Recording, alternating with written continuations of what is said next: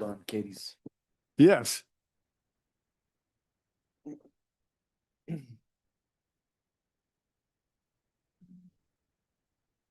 Ben Johnson. Oh, yeah, exactly. Steve Johnson. Steve Johnson. Yeah, there he is. Do you give him a heads up? I will. When we get to that, we'll do our first. We good to go? Okay. Thanks everybody for coming back, or ones that weren't here earlier. The next item on our agenda is item number 5, orphaned water rights. And with that, I guess LSO, if you want to come up, Anna, and give us a gloss over of what we're working on there. Thank you.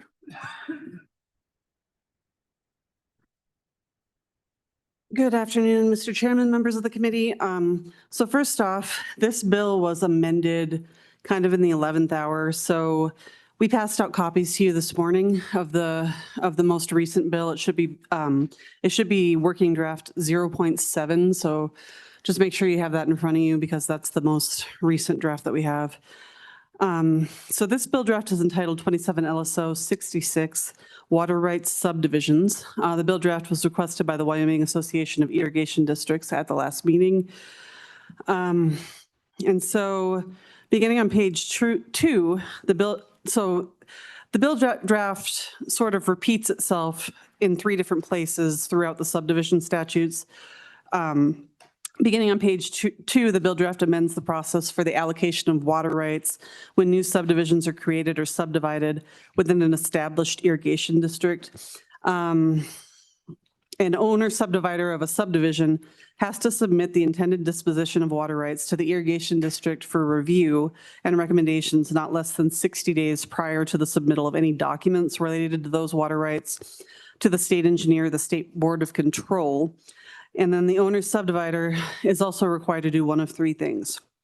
First, if the irrigation district replies with recommendations for water rights not more than 60 days after receiving that initial notice, the owner or subdivider in the irrigation district shall cooperate to address the disposition of water rights prior to the submittal of documents to the state engineer or state board of control. Then evidence of this consent to the disposition of water rights has to also be submitted to the governing body overseeing the subdivision.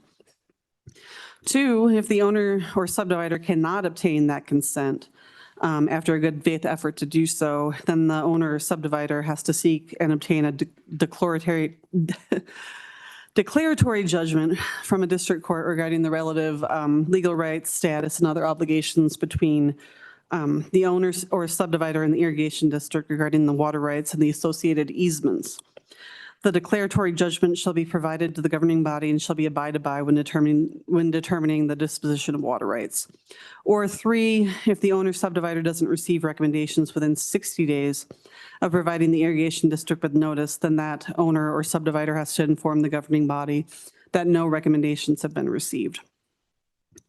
And then if you look on page 4, it's indicated that exemptions from the subdivision provisions are subject to the requirements of the water rights disposition procedures that we've put into this bill draft.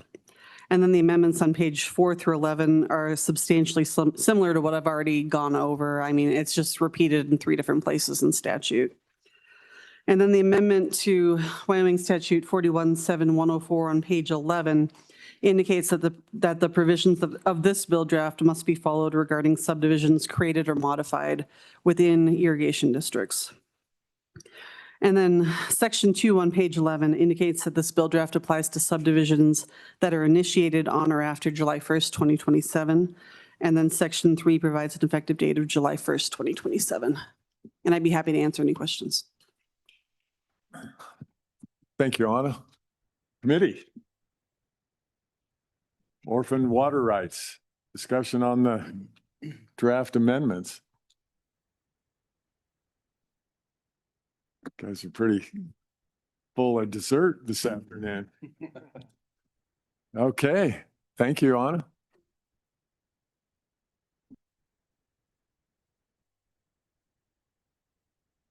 Let's see here.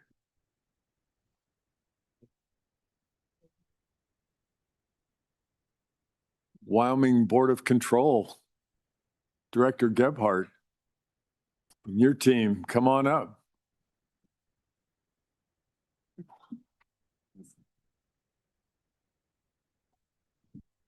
Good afternoon, Mr. Chairman, members of the committee. I'm Brandon Gebhardt, Wyoming State Engineer. I'm Kevin Payne. I'm the Superintendent of Water Division 4. And good afternoon, David Schroeder, Superintendent of Water Division 2. Go ahead, sir. Mr. Chairman, I'm going to be very brief and try not to waste any time, but this version in front of you right now addressed the concern that I brought up to LSO. I'm not here in support or against the bill. I'm not going to take a policy position, but this version did address the concerns we raised adequately. So unless there are any questions, that's all I have for you. Thank you. And Mr. Chairman, I might add that I did have a conversation with a couple of folks from Wade, and they can certainly speak for themselves, but I believe that they felt comfortable with the current version as well. Okay. Committee, any questions for the director? Representative Ottman, go ahead. Thank you, Mr. Chairman. Mr. Gebhardt, thank you for being here. It's good to see you. I as well have heard that this is a continuation of the good work that we did in the past, and that I just wanted to ask you, because I want to know, as far as water rights subdivisions, this bill, the way that it's written, will cover the state subdivisions. Is that true? It's not any local things. It's a state bill. Is that? Go ahead, Director. Mr. Chairman, Representative Ottman, the amendments presented in this bill apply to all cities and counties in the state. So it's not just local, it is statewide.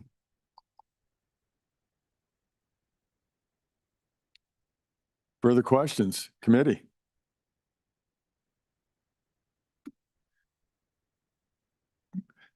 Yeah, if there's no more for the director, you guys, if you want to add anything, both of you, go ahead.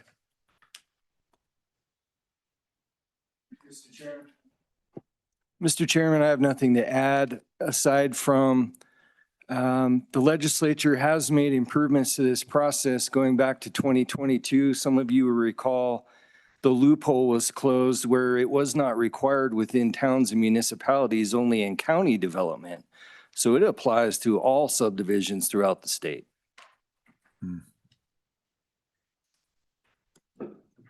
Questions?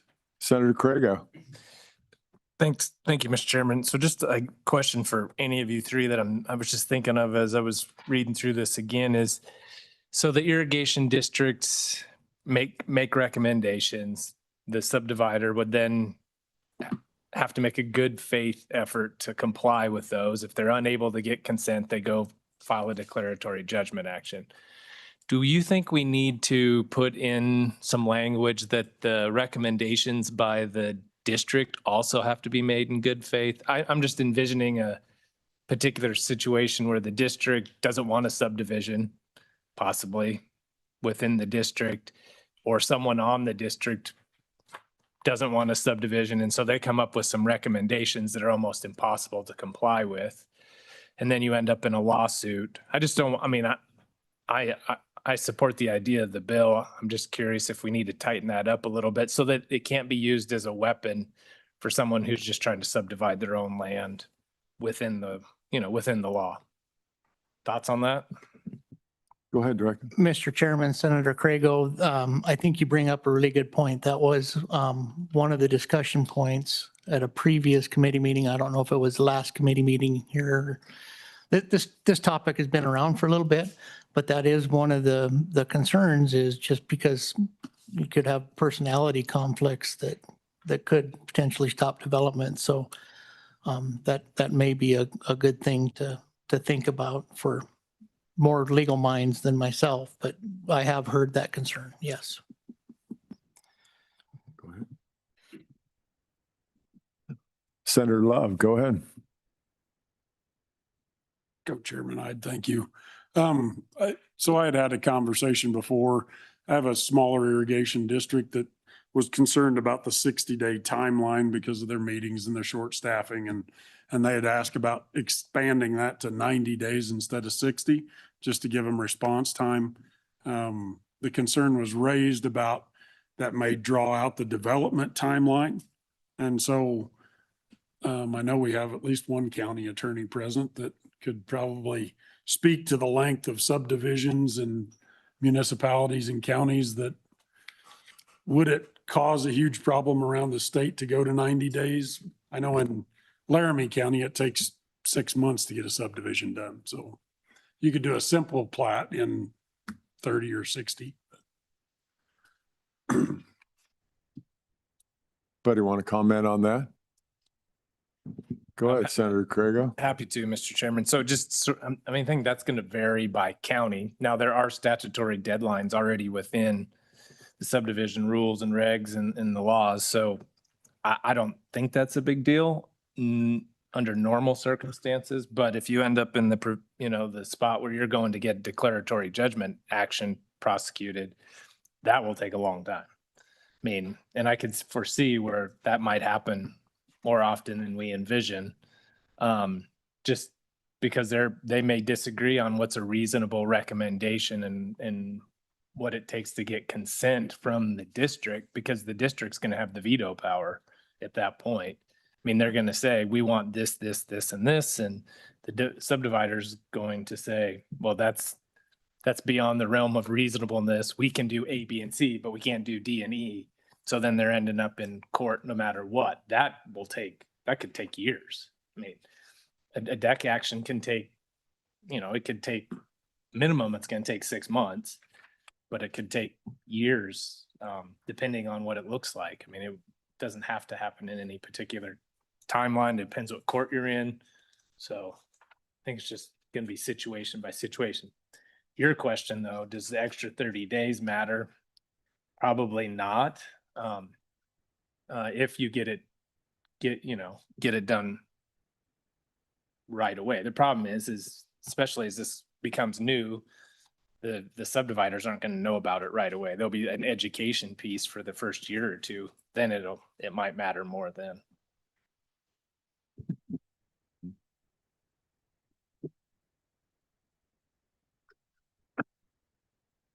I've got a question maybe for what Senator Craigo brought up about the pitfalls of making or this thing getting political, of a district that members don't want subdivisions to happen, and they can block those kind of things with the right votes and politics amongst themselves. How do you guard against that? Is there a way for this legislation to make it so they don't get railroaded, so to speak? Mr. Chairman, if that was a question for me, I don't know that I'm the best to answer that, because I believe that what we're talking about is under the purview of the local government itself and their statutes. I don't believe that question is a water question, so I'll prefer not to touch that. Yeah. Anything else, committee? One last one. You brought up how this new legislation would affect not only the district, but it'll go beyond that. Would you explain that again? Maybe I heard you wrong. I wasn't sure if I got that clarified right. You acted like there was a little pitfall in there too, that getting into the municipalities or whatever. Yeah. Mr. Chairman, I didn't mean to insinuate that. I was just speaking to the history that's taken place with this legislature in the last few years with disposition of water rights, and the realization that it's important to weigh addressing these water rights while protecting private property rights as well. Yeah. And so hopefully there's a balance to be had, Exactly. but I did not mean to imply that, sir. No, I took that wrong, but that was the gist of what I thought, protecting the property rights of the people as well, too. That's one of the most important things we need to do here. Thank you. Committee, any questions for him? All right, you guys got off pretty easy today. Thank you. Yeah.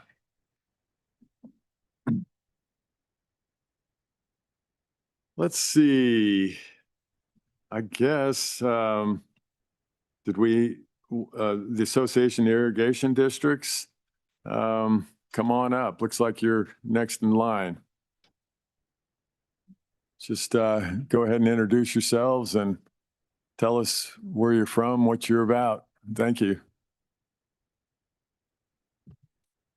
Mr. Chairman and committee, I'm Steve Lynn with the Wyoming Association of Irrigation Districts. My name is Gail Whitman. I'm the interim executive director, part-time. Wait, it's not working. You push it. There you go. Can you hear me now? I'm Gail Whitman. I'm the part-time executive director of the Wyoming Association Irrigation Districts.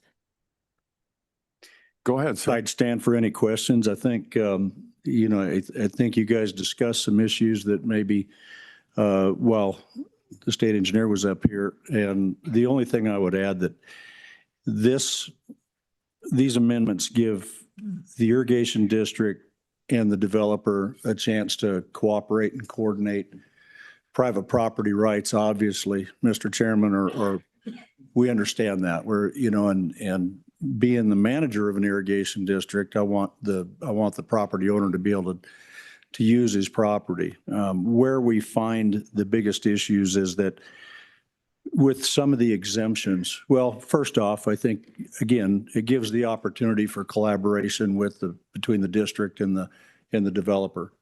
If they're going to abandon water rights, gives us the opportunity to say, we have people looking for it. So we can keep those water rights within the district, obviously legally transferred, instead of them just being abandoned and poof. We would like not to diminish the irrigation district's adjudicated water right. The exemptions is a big issue. There's family exemptions and they're different with each county. I do have an issue with it in Fremont County because some of the family exemptions, they're not required to notify the irrigation district. Next thing I know, there's a modular home on top of a pipeline or a buried drain. So this also gives us gives us the opportunity to meet with that developer. What I don't know if all of you understand is that with irrigation districts, a lot of their easements are prescriptive through the 1890 Canal Act. They're not recorded easements, so the title company doesn't know they're there. And I've gone as far as giving our GIS information to the county so the county planner knows where our easements are. He knows if we have a facility there. But with these exemptions, it never comes to us. So with this amended bill, that gives the irrigation districts notification in every case. And I will tell you personally, I'm not here to hold up anybody. I appreciate, what Senator Crago brought up. It's just not the way I know. It's not the way that we act. We don't retaliate and keep people away from developing. It's private property rights. Their water rights are theirs and their land is theirs. We just want to coordinate with them not to diminish the irrigation district and not put themselves in a bind of putting facilities, hard structures over the top of irrigation district facilities. So this covers both of those. And I think it opens a good dialogue for the developer in the irrigation district. Sometimes we have trouble with the realtors. They just want to sell a piece of property. And Lord bless them, they're doing a good job. They're moving property. But there's a gap there. So having the irrigation districts and the developer get together, I think is a very good thing. I think we support this legislation as is. Thank you. Thank you, sir. Go ahead. The only thing I would add is it forces conversations in education. And you get developers buying land, they don't realize it's got water rights, but they don't know how it's fed with water. There's land with irrigation districts that don't have water rights, and people assume that they can take water because it's running through their property. There's so much education that needs to be done that this process forces that. And there's so many people around the state with this association, phone calls of people paying for water, and they say, I don't even know what who my irrigation district is, because it's on their bill through the treasurer's office. So it's just a way to educate and get people aware that this district's been here since before, a lot of them, before the state was a state. And this still needs to be respected and valued.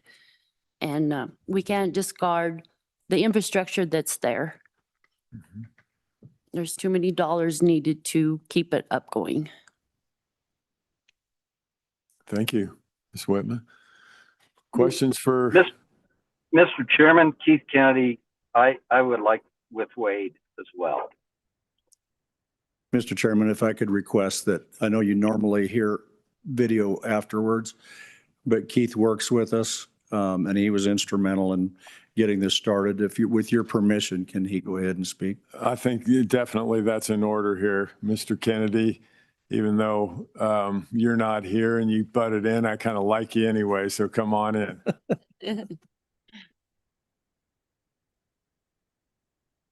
Thank you, Mr. Chairman. I would back up the points that were just made and to go back to what Senator Crago had mentioned earlier. I think that would be very reasonable to extend the good faith effort and make certain that that applies to the district. Not because it wouldn't happen, but just as assurance for developers that does have to take place. These are things that we just continue to work on, and we try to make what I would consider incremental changes and make sure that we have not damaged the structure that we have in place while protecting Wyoming's water. And I think this is a very reasonable next step as we continue to try and protect Wyoming's water. And with that, I'd welcome your questions. Thank you, Mr. Kennedy. Yeah, go ahead, Representative Fordstrom. Thank you, Mr. Chairman. So back to Senator Love's question earlier. And I only bring this up because, regulation is what it is. And the longer we stretch things out, the more difficult it becomes. So I guess I want another set of eyes on the 60-day rule, whether that's, I can't imagine you're doing this multiple times a year. So is the 60-day window enough? Mr. Chairman, Keith Kennedy. Go ahead. And I will speak to this from some other previous experience. I personally believe the 60 days is reasonable. And to go to a topic that was also mentioned about the learning curve on this, I know from previous experience on the Albany County Planning and Zoning Commission that staff has a checklist for developers and for any of these exemptions that this now applies for. And so I believe the 60 days should be pretty reasonable because the person asking to subdivide would know up front that needs to happen even before they proceed to where they file paperwork with the county or the city, so that they could go ahead and move this through. And as a courtesy, I know that anyway, in the case of at Albany County, they actually notify all of the entities on that list that something is coming up. So there's actually more than 60 days in many cases where the developer in this case has to notify the district, but in many cases, the local government entity has already done so as well. But you good with that? Follow up? Okay. Anything else, committee? Not seeing anything here. Mr. Lynn and Ms. Whitman, thank you for your testimony, and same to you, Mr. Kennedy. Thank you, Mr. Chairman. Thank you, Mr. Chairman and committee. Thank you.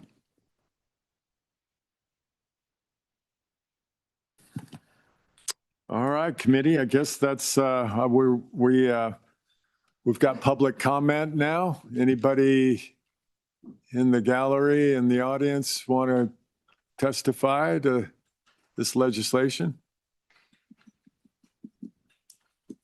Okay, I guess we're back to us. Somebody want to move the bill? Is there a second? Second. Moved and seconded. Discussion? Any discussion?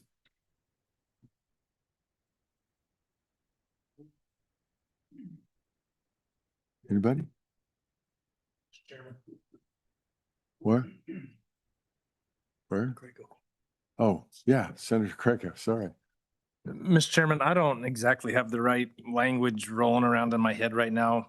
I think we can work on it as we progress through session. I'm just thinking to the topic about the good faith recommendations. I don't know if good faith is exactly the right word, but we can work with staff between now and when we work it later, because it's not a complicated amendment. And so I don't think we have to do that today. I just want us all to kind of remember it and think about it when we get it back to session in January or whatever. But I'm not going to bring it right now just because I need to mull it over a little bit. But as long as we all are aware of the topic and the issue, I think that's all that matters. Thank you, Mr. Chairman.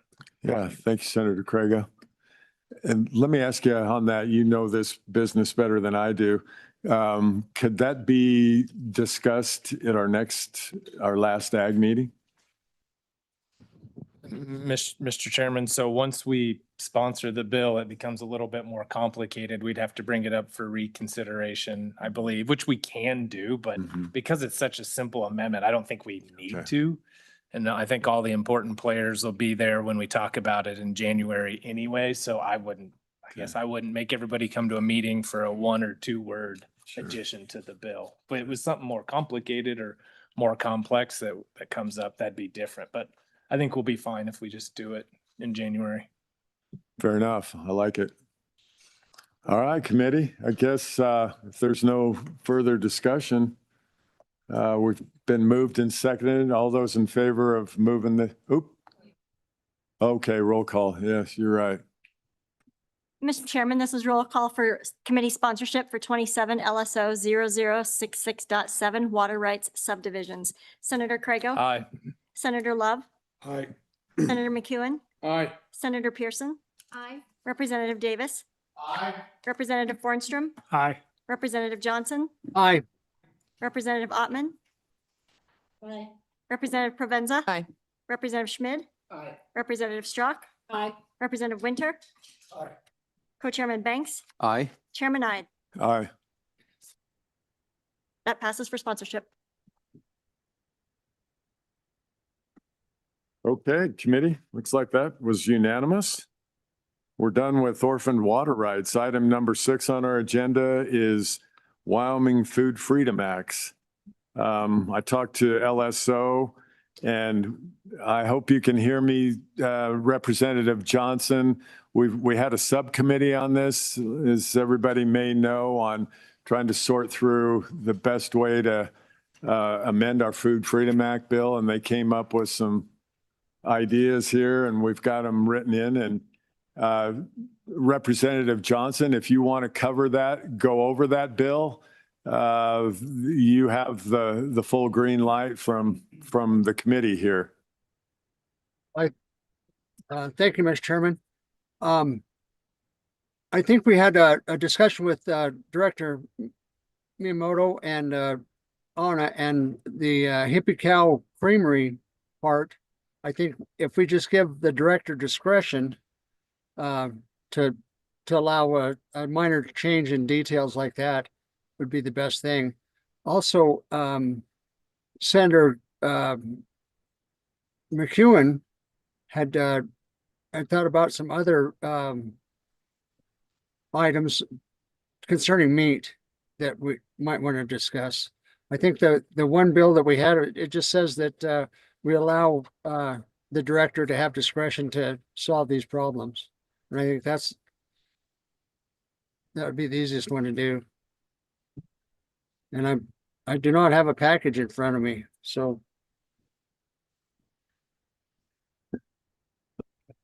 Yeah, thanks, Representative Johnson. So does anybody, okay, we had, just so everybody knows, the subcommittee was made up of Representative Johnson, Senator McEwen, and Representative Strzok.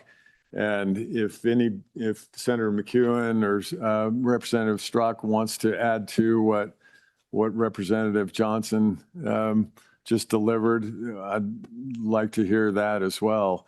Just the kind of details of the bill and what we're talking about here. So you want to go ahead? Go ahead, Senator McEwen.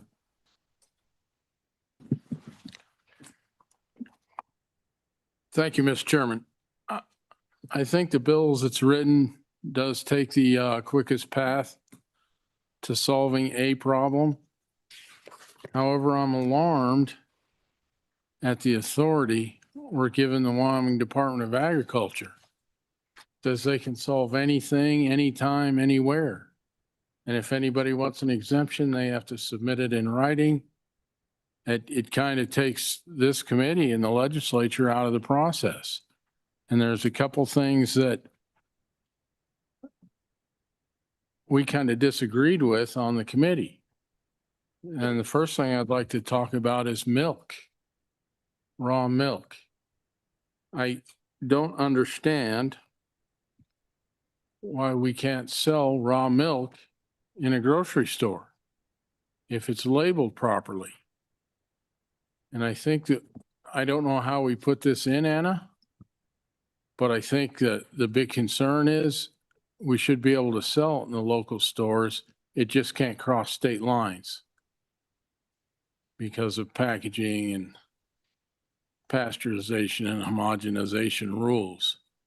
However, locally, there's nothing the federal government's doing to restrict us from putting that in there.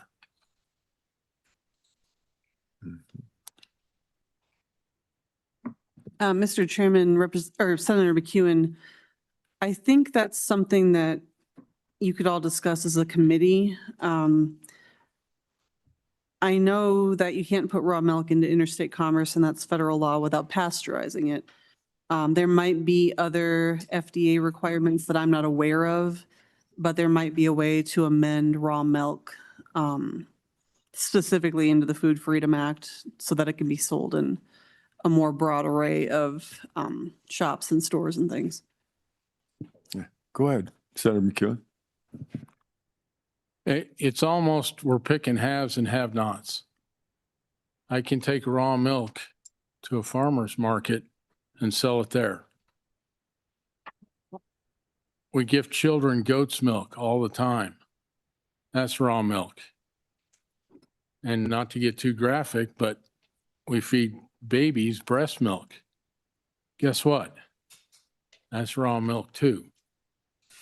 Raw milk's been around for decades. And I have yet to find a big concern with it since about 1940, where it's caused any health scares or any health problems. So going forward, do we want to do another bill or put it in this one? Thank you, Senator. I guess we could go ahead, Representative Strzok, you can add to this if you'd like. We're kind of on you know, we're on the bill. We haven't moved or seconded it, but it's, we're just kind of getting the gist of what you guys got out of committee and what we're going to discuss here and try to vote on. Yeah. Thank you, Chairman. I think I'm very much with Senator McEwen. I think the problem that I still feel is in one spot, these foods, the milk or anything is free. Next grocery store, it's not. There has to be some, or in a coffee shop or anything. I guess I just would love to see some consistency on this, the milk and cream and some of your, you know, this food freedom that we're given it. Why is it not free in all different places? Why only in one section? And I laughingly told people, it always made me feel like a little bit like when they decided on the mask, when they stuck them on us, you could walk in, you had to have a mask on, you sit down and everything's good. So why is the food okay in one spot and it's not okay in the other? And I guess that's just some things I would love us to work on. Thank you, Representative. Any further discussion? Go ahead, Senator McEwen. Now, the locally grown meat, as everybody knows, is near and dear to me. I'm still working on that. That one's going to be a little tougher to crack. So I'll have some comments at our next meeting for that one. Thank you, Mr. Chairman. Yes, sir. Okay, does everybody fairly well understand what we're talking about here on the amendments to the Food Freedom Act? And then we'll go to the Director of Department. Go ahead, Representative Provenza. No, Mr. Chairman, I was just clarifying that we were going to go to comment, so. Yeah. All right, I think we're ready for Mr. Miyamoto and the Department of Ag. Come on up and you were, as I understand, sort of in on the conversations here a bit too. So it'd be good to get all perspectives. Thank you, Mr. Chairman. Good afternoon, committee. Doug Miyamoto with the Department of Ag. This is Joe Budd. He's the Deputy Director of the Department of Ag. And yeah, we were involved in trying to come up with some solutions to issues that we had talked about at our last meeting. And looking at this, we were thinking about all of the ways that we could address this. And I remember particularly when that hippie cow situation came to light, I was digging through that statute and really wishing that there was an exemption authority available to me. And the reason that I wished that is that we have similar authorities in some different parts of the Department of Ag statutes. And the one that I'm talking about in particular is our pool and spa regulations. For those of you who may not know, we also regulate all public pools and spas. Within the time that I had been at the Department of Ag, there became a new kind of spa that became popular, and they're known as float tanks. They're kind of like these sensory deprivation chambers that have a solution, a really concentrated solution of Epsom salt and water. And apparently you go in this pod and you can float there and they can pipe in music or you can just float there. But anyway, you can imagine this is like an egg-shaped contraption and it doesn't have any traditional filtration apparatus that's attached to it. That water's not chlorinated. So it made it very difficult for us to fit that type of scenario into our existing regulations. But there was a caveat in the regulations that said we could write an exemption or a variance to those regulations if we felt like it wasn't going to cause any human health concerns. So we've done that several times in the state of Wyoming for different salons across Wyoming and just said the concentration of Epsom salt is high enough that we don't think it poses a human health risk.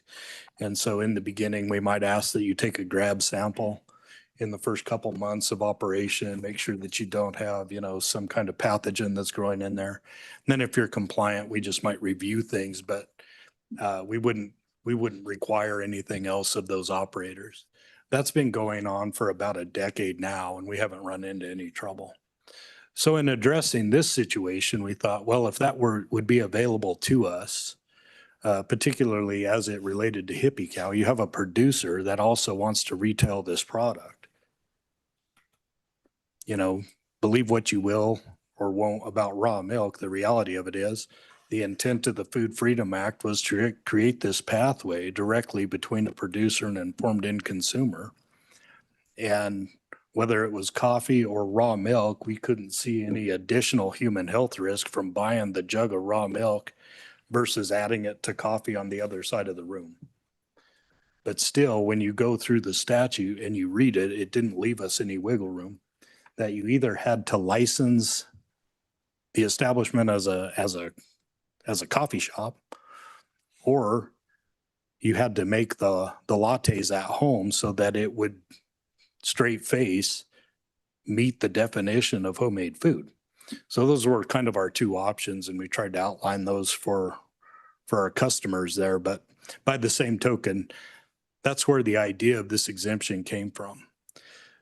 It's really hard from my standpoint to dig very deep into that statute and try to figure out how you would craft that wording so that you don't create a dumping ground out of the state of Wyoming for corporate food manufacturers that could make a claim that, you know, this is homemade food and it flies under the banner of the Food Freedom Act.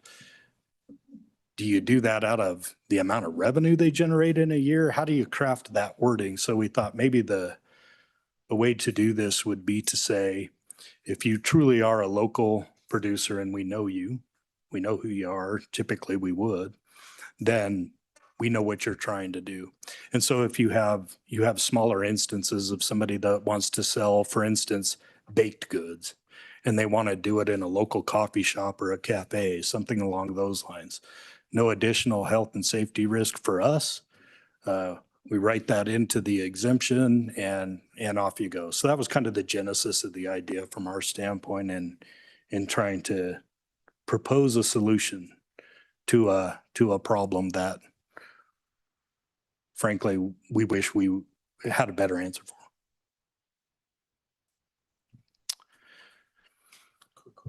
Thank you, Director. Senator McEwen. I kind of want to get a better understanding of homemade food in the kitchen and then brought somewhere to sell. I'm under the belief that I in a grocery store can't go home and make some donuts and cookies and bring them in and sell them off the shelf. Am I correct? Mr. Chairman, Senator, sort of. We do have an allowance in the Food Freedom Act currently that you as a designated agent can sell at any place that you agree to, including a grocery store. And it's a scenario that I always equated to a liquor store model that says if you have those food freedom items separate from the commercially available inspected food items that you'll find in all grocery stores, they're clearly labeled, they're separated from the rest of the food, and you have a point of sale there, you could do that. So you could sell raw milk that way, you could sell homemade foods that way. This was something that we worked on probably 7-8 years ago in the legislature to allow delivery in some of those establishments. They just have to be properly segregated and labeled, and then you could do that. Go ahead. Excuse me, follow up. Yeah.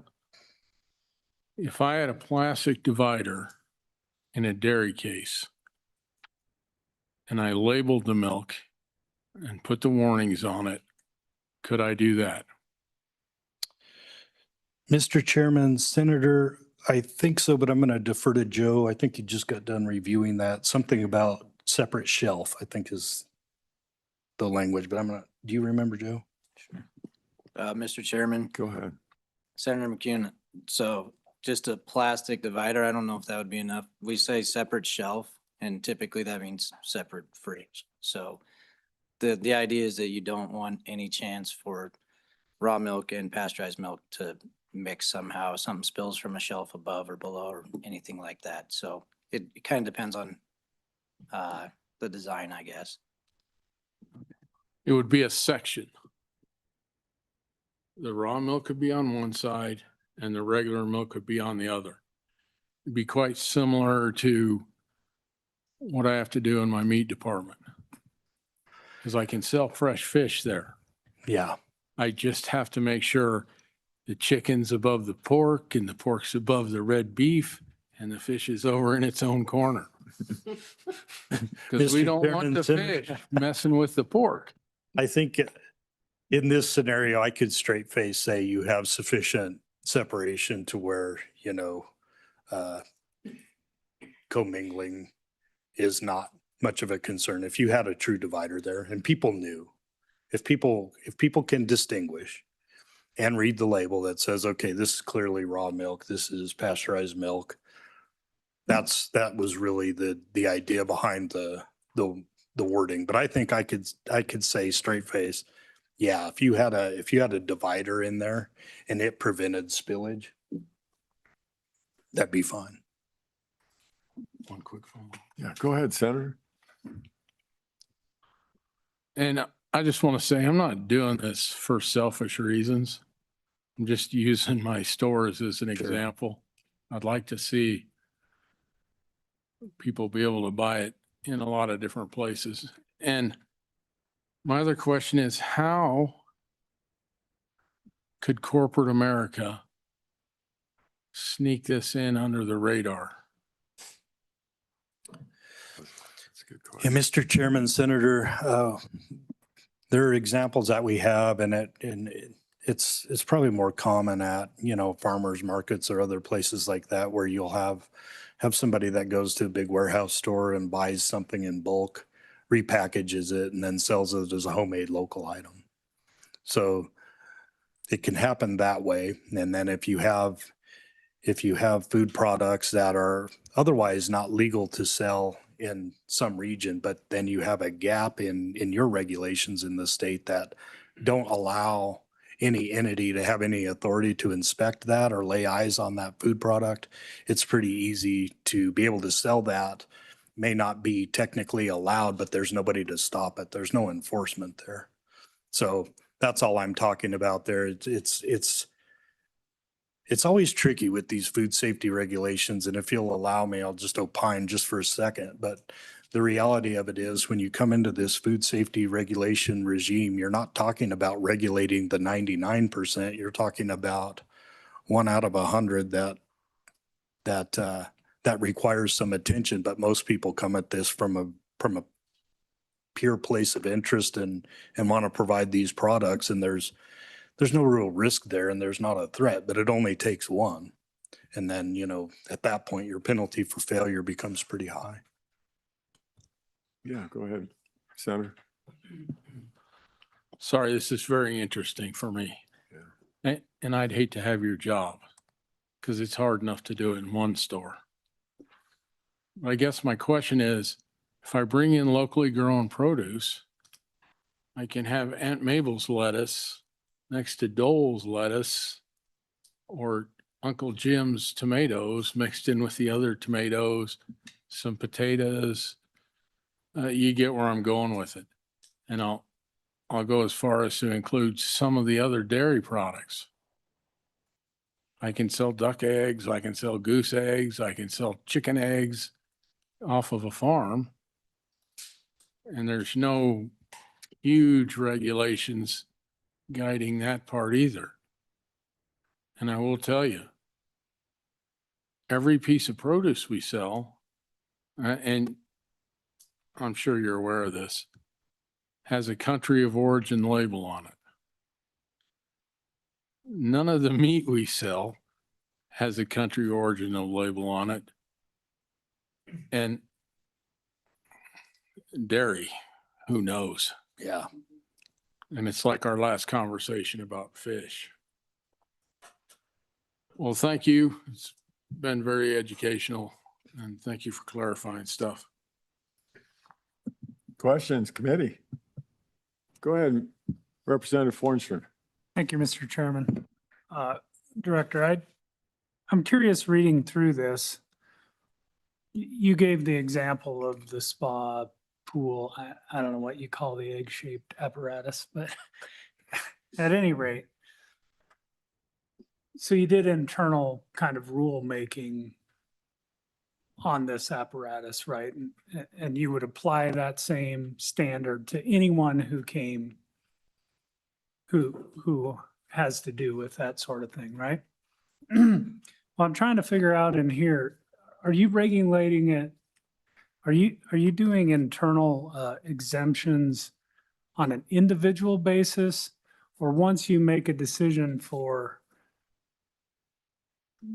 I'll just use the specific example. Once you make the exemption for hippie cow, will the seven, I mean, you're going to apply the same exemption across the board statewide, or would they then have to apply on an individual basis for an exemption every time they wanted to do it? Mr. Chairman, Representative, typically, there's a renewal period for licensure of any kind. So like when it comes to these pools and spas, we can write in there if the frequency, but typically it would be every time you reapply, they would resubmit the same letter that they did before, and we would grant that again. When it comes to policymaking, inadvertently, that's what ends up happening. Your sideboards are set by the decisions that you make early on, and then you need to recreate that for the rest of your customers. And you want to be consistent, and you want to be able to reproduce the result.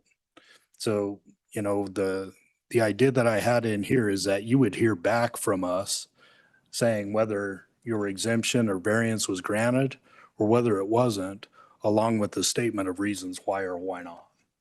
So essentially you would know, okay, we're looking at that then at just a pure food safety standpoint at that point in time, just like we talked about, is a plexiglass divider enough?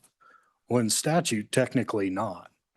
But from a common sense standpoint, if you've got that segmented out, I could see writing an exemption and saying that is close enough to a separate shelf and the labeling is such and the distinction is broad enough that I could say you have achieved the same result. So I think, you know, the answer to your question is yes, we would aim to essentially set policy by the early decision making in the exemption. We keep all of those on files, and we would go through the same decision-making process to either grant or deny exemptions from that point going forward. If the same producer retailer submitted for an exemption year after year and we didn't have any problems with the food safety problems with their exemption, we would continue to issue that. If we saw something pop up, then we might require more frequent testing or something along those lines in order to maintain the exemption. That would be it. Thank you, Mr. Chairman. So I guess more to the point, though, if you give an exemption, that exemption only applies to the person who applied for the exemption. This is not, we haven't decided raw milk can go in lattes and then the whole state gets to do that. But just to be clear, if 100 of them want to do that, you're going to be overwhelmed with 100 identical cases. Okay. That's correct. Okay. Representative Davis, go ahead. Thank you, Mr. Chairman. I guess when you grant the exemption, who assumes, you said in your statement there may be one bad player out of 100. So who assumes the liability for the one bad player? Would that be the department? Would that be you? You know, I guess that's my question. Where does that responsibility land? Mr. Chairman, Representative, I think we would all have, we could all take some of that. If we made a bad call on granting an exemption or not, then, you know, you have to answer for that. But then by the same token, if something acute happens and somebody gets drastically ill out of one of these, I mean, your producer retailer is ultimately going to have to answer for that as well. You good with that, Representative? Okay. Senator McEwen. One last question on page 4, I believe it is.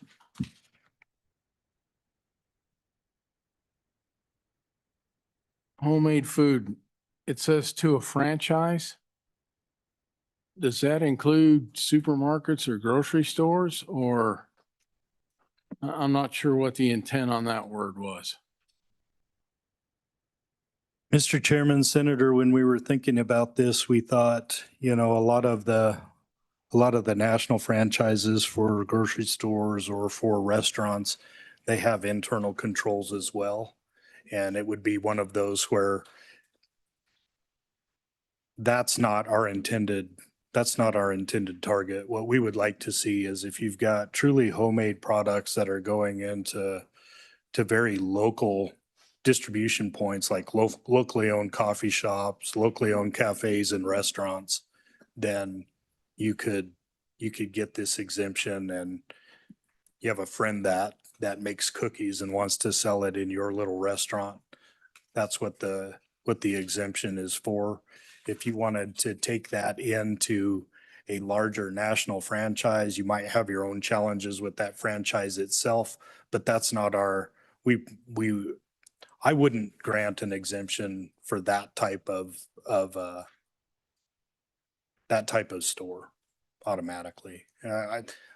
Food Freedom Act was always about local producers and local informed end consumers. So that was my target, was to keep it as close to the original intent in my mind of the Food Freedom Act as possible.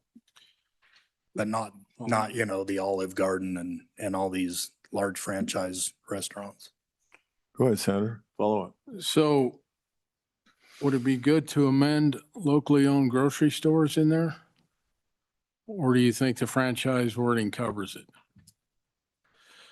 Mr. Chairman, I'm gonna defer to Joe again. We talked about this some, but he had done more research on this aspect of it than I have. Go ahead, Mr. Bud. It's the little button.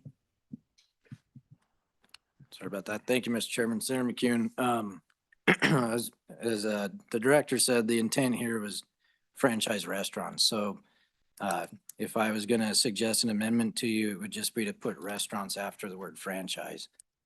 The grocery store portion of this, I think, is covered in some other places.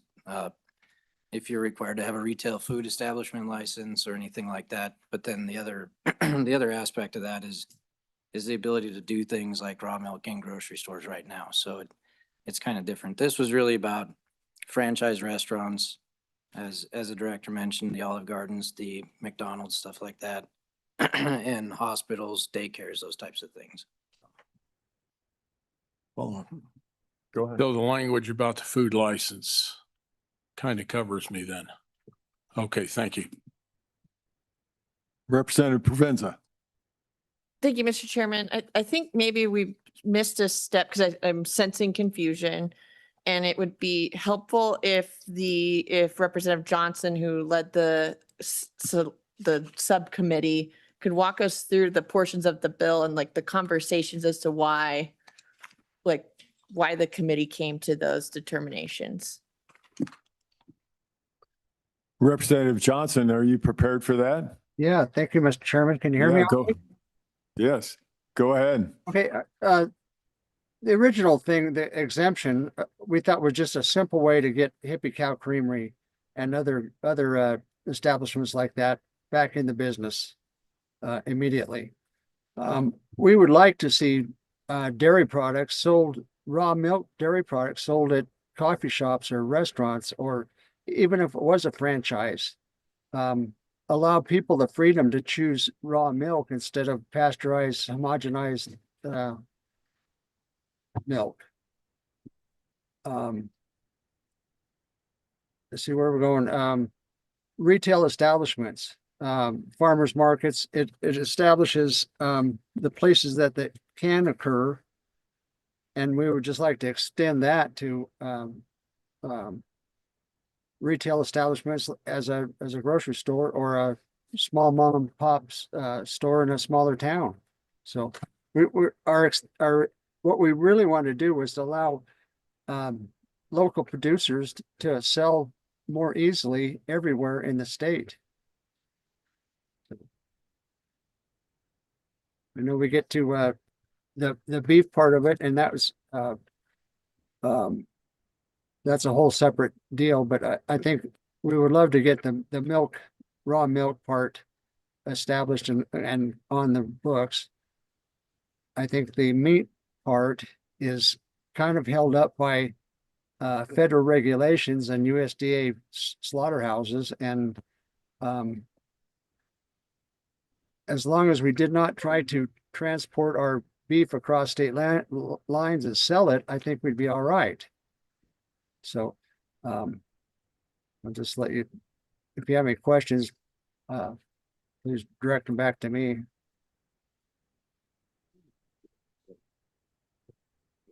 Yeah, Senator McEwen. Okay, if we go to page 2. Some definitions there, producer, retailer. That's what you wanted, wasn't it?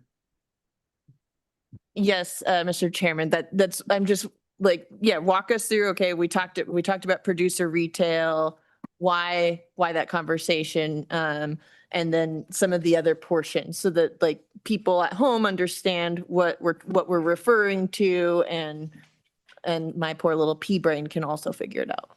Okay, I don't think Representative Johnson has a copy of it because we got called this morning.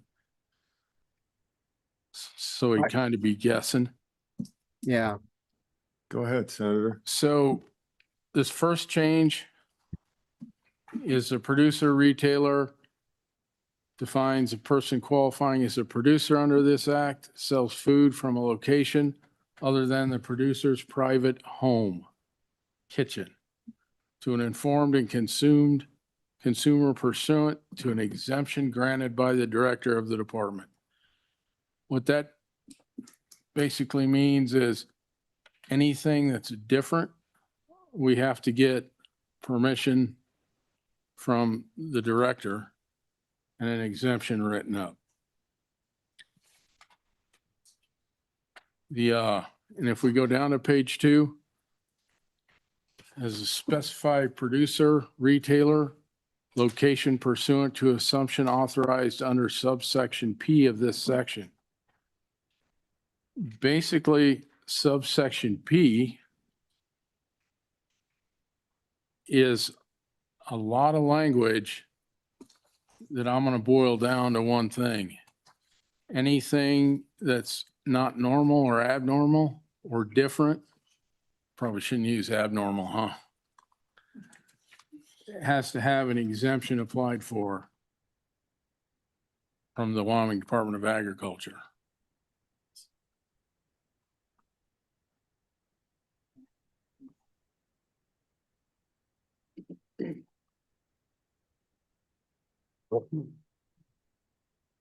Representative Provenza, any follow-up there? No, I mean, I think just looking at, I would like maybe some clarity on how this fits with, I mean, I understand the exemption and like you request this. So, I mean, that makes sense. Part of when we talk about walking through a bill is the rest of the requirements that are already existing in statute that aren't printed on the bill.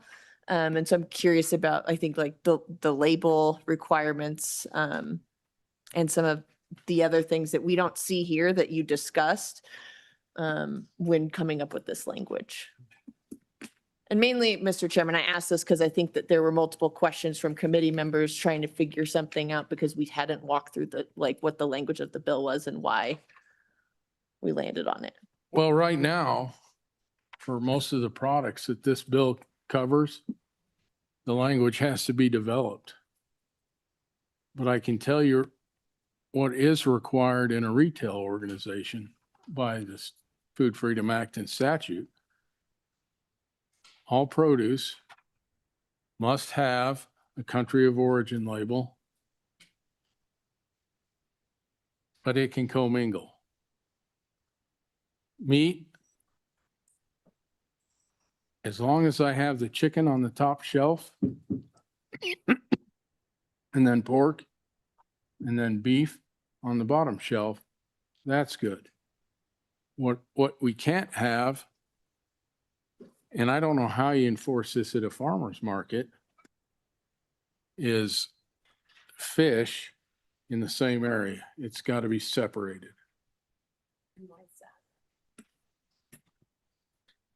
I'm going to go out on a limb on this one. So don't get mad at me, guys. There really is no health, safety, food regulation on fish, especially fresh fish. It's not inspected. It's the ability of their inspection when they come by is they bring a heat gun. That's 42 degrees. You're good. And they look at the dates on it. There's some parameters on that. For example, hamburger, 4 days. Red meat, 5 days. Chicken, 4 or 5 days, but you're only going to get 3 out of it. And fish, I hate to say this, but kind of judge that with your nose.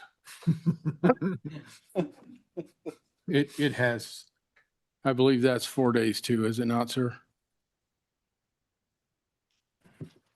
Mr. Chairman, Senator, I don't know. Well, I would have to check for you.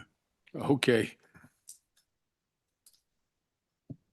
So what this is doing is putting in some new requirements for like the raw milk.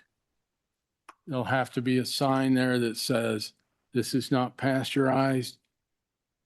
I'm going to use some really messed up wording, but basically drink at your own risk. Caveat emptor. There you go. And what this bill's trying to do is allow us, for example, me to take some of Tommy's milk and put it in my store. Not trying to, and this bill is not also trying to get it put into mass distribution. Because to do that, we'd have to relieve some of the federal requirements. So all milk that goes back and forth across state lines must be pasteurized and homogenized, whipped, beat, mixed, measured.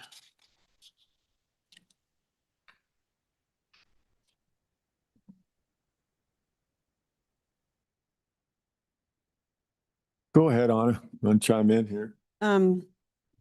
Mr. Chairman, Representative Provenzo, would it be helpful for me to go over the bare bones of the Food Freedom Act and what it requires?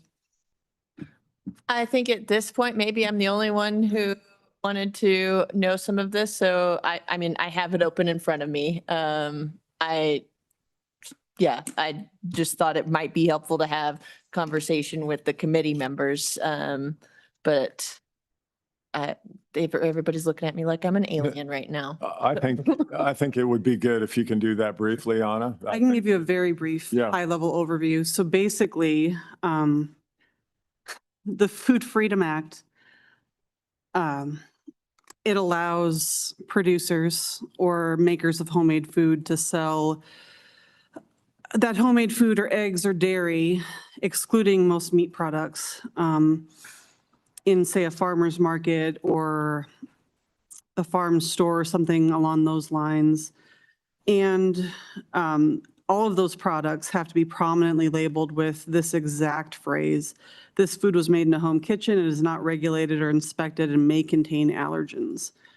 As long as the producer or designated agent is selling raw fruits or vegetables, homemade food, eggs, dairy, to an informed end consumer at a place specified in the act, then those kinds of sales are allowed without inspection. What this bill draft would do basically is allow the director of the Department of Ag to provide an exemption to some of the Food Freedom Act requirements. So for instance, if we're talking about like the Hippie Cow Creamery, they'd be able to sell lattes at their farm stand, even though they weren't made like within their private home kitchen or something along those lines. But that really is like the gist of this bill. There are some things that will not be approved, and I could go over those if you want me to, but it's up to the committee if they want to hear that. Committee, you want to hear him? Go ahead, Anna. So basically, the director of the Department of Ag couldn't provide an exemption for persons to sell homemade food or other raw fruits or vegetables or what have you to a franchise, school, hospital, daycare, institution, or nursing home. People who are required to have a retail food establishment license wouldn't be allowed to get an exemption. And people wouldn't be able to get an exemption to use homemade food in a commercial food establishment. And you also couldn't get an exemption for meat or meat products.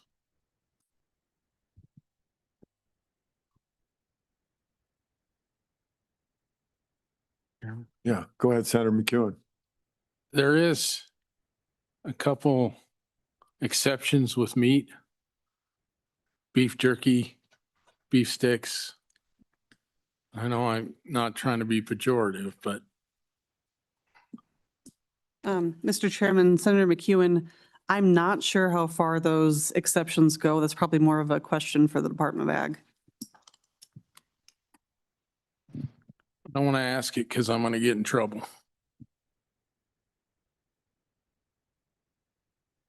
Committee.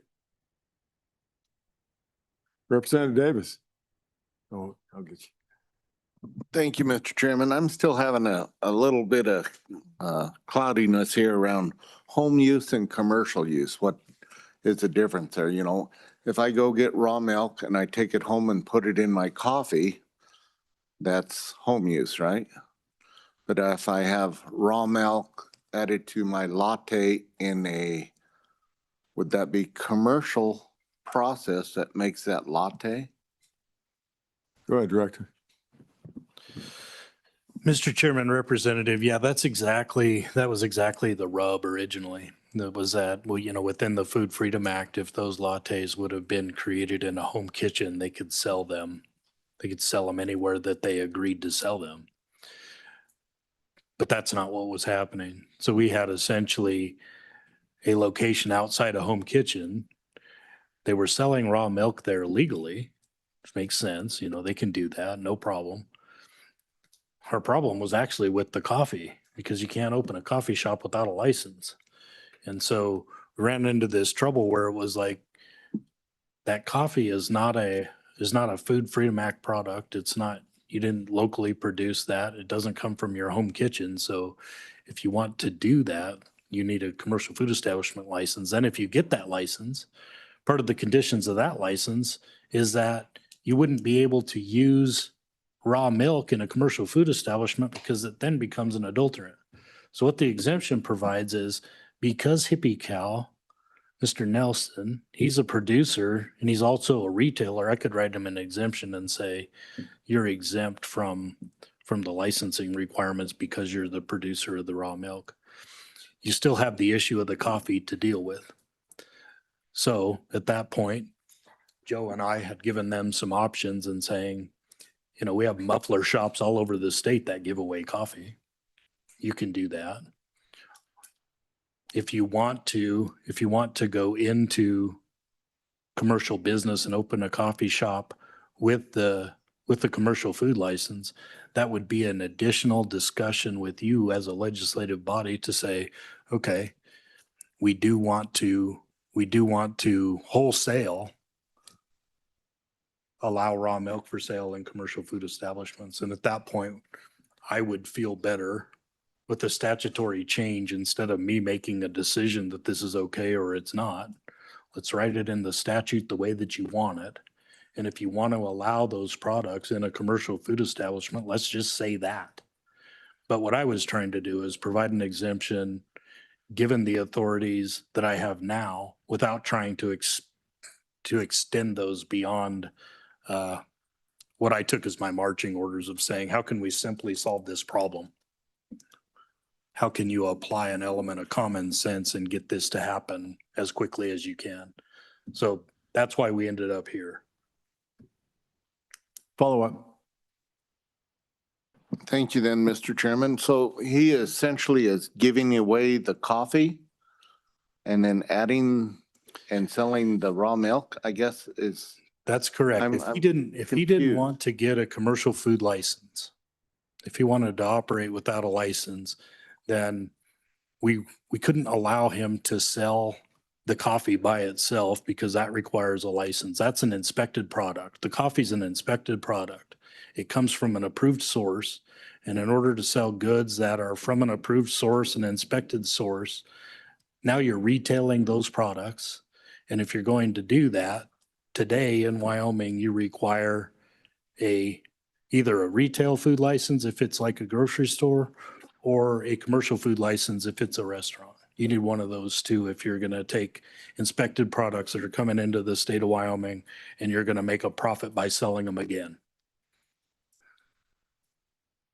Follow up, Ms. Representative Davis. Thank you. Then, so the exemption is for what part of that process? I guess is what I'm asking, you know, is it for the retail part of the coffee or is it for the selling of the raw milk? It seems like we're mixing two things there and we're writing in an exemption for another commercial type. Essentially what it is sorry, Mr. Go Chairman. ahead. Essentially what it is, Representative, is it's an extension of the definition of home kitchen or farm stand or home location. Now, there's some terms in the Food Freedom Act that say, if I have a farm and I want to sell that in the front lawn or right out of my residence, then that would be legal to do. And so what this is saying, Hippie Cow wasn't selling it out of their residence, not out of their home kitchen. They were selling it out of a location that didn't qualify as a home kitchen. But what this would do is exempt you from having to do it at that location. Does that make sense? What we're doing is we're taking the requirements that are really bound geographically to his home kitchen and saying, now we're going to allow him, because he's the producer and also the retailer, to sell that at a broader location, essentially. So basically, Mr. Chairman. Go ahead. We're talking about a storefront then, is what you're talking about here. Right. So that's where I'm having this, what is the exemption? Seems like it's covering 2 or 3 different things to get that raw milk into that coffee, in my opinion. Do you have, maybe Joe's got a better answer. For for you, Mr. though. Bud, Mr. help Chair, him out. I think that the key here is really within that producer retailer definition, where we are essentially extending the home kitchen, you have to qualify as a producer to begin with, which is defined within the act elsewhere. And so it would be to one other location other than your home. And that doesn't mean that you're now a commercial food establishment or anything else. It's just saying that if you have, your house is 10 miles down the road and you've got a place where you want to do these things that you would otherwise do in your home, we'll give you an exception to do that outside of your designated home kitchen. So in the case of Hippie Cow, it would be them making the latte, taking 2 ingredients that they would otherwise combine in their actual home kitchen, and just saying your home kitchen is extended to their current operation, their current location, so that they could then take milk and coffee and put it together and make a latte for a customer that's not standing in their front door. Thank you. Hold on. Senator Love's been waiting down there. I kind of bypassed him. Go ahead, Senator Love. Thank you, Mr. Chairman.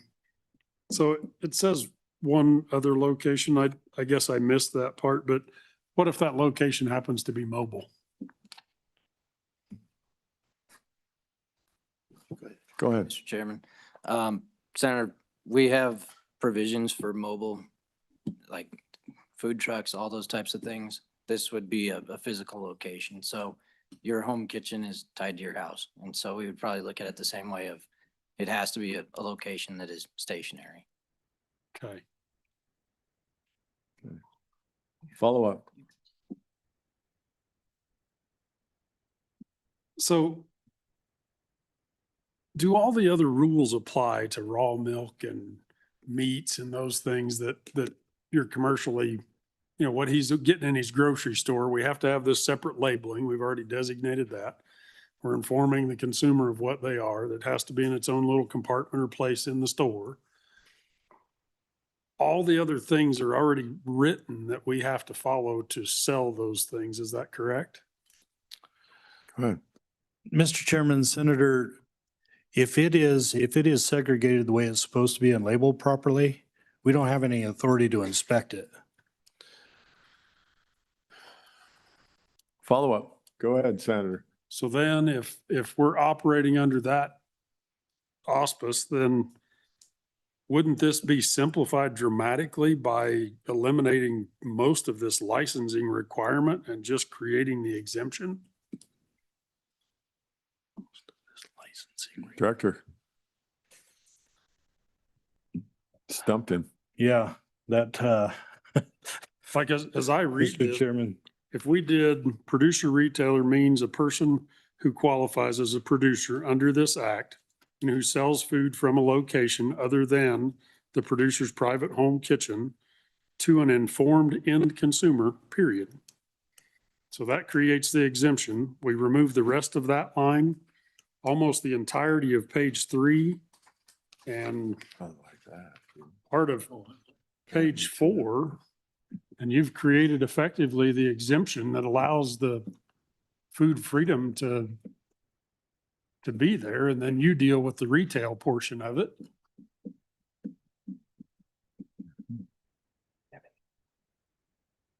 Just say yes. Mr. Chairman, if I'm understanding where you're headed, I think part of the confusion here is that if you were, we'll keep with the coffee shop example. If you're going to open a coffee shop, you have to have a license to open a coffee shop. So what we're trying to do here is walk this line between the commercial license, which would then exclude something like raw milk, and say, okay, we'll get the commercial license so you can run the coffee shop.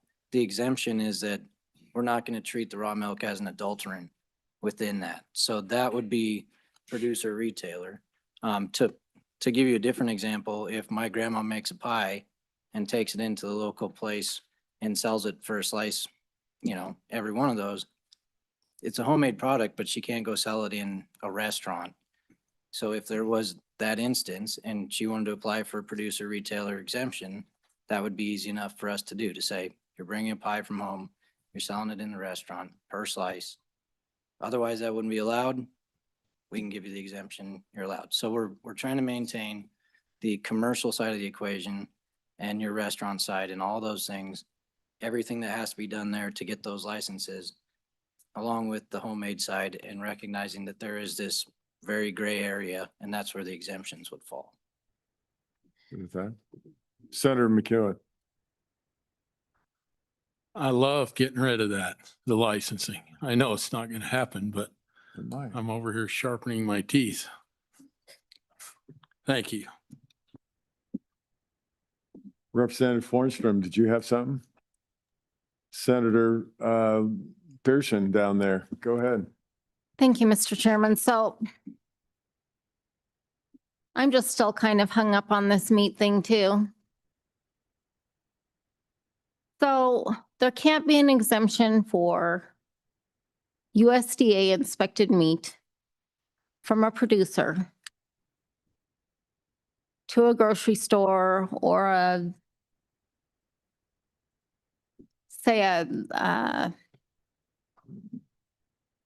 restaurant that has a little freezer in the restaurant where they would sell USDA inspected meat from a producer. That's not allowed. Mr. Chairman, Senator, if they're licensed, it is, yeah.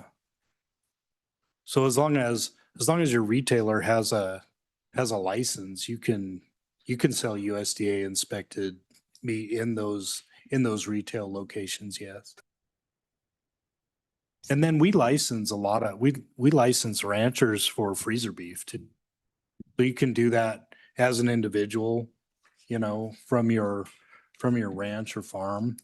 And then if you want to retail local beef, then, that if the grocery store has a retail food license, they can sell USDA inspected beef, yes.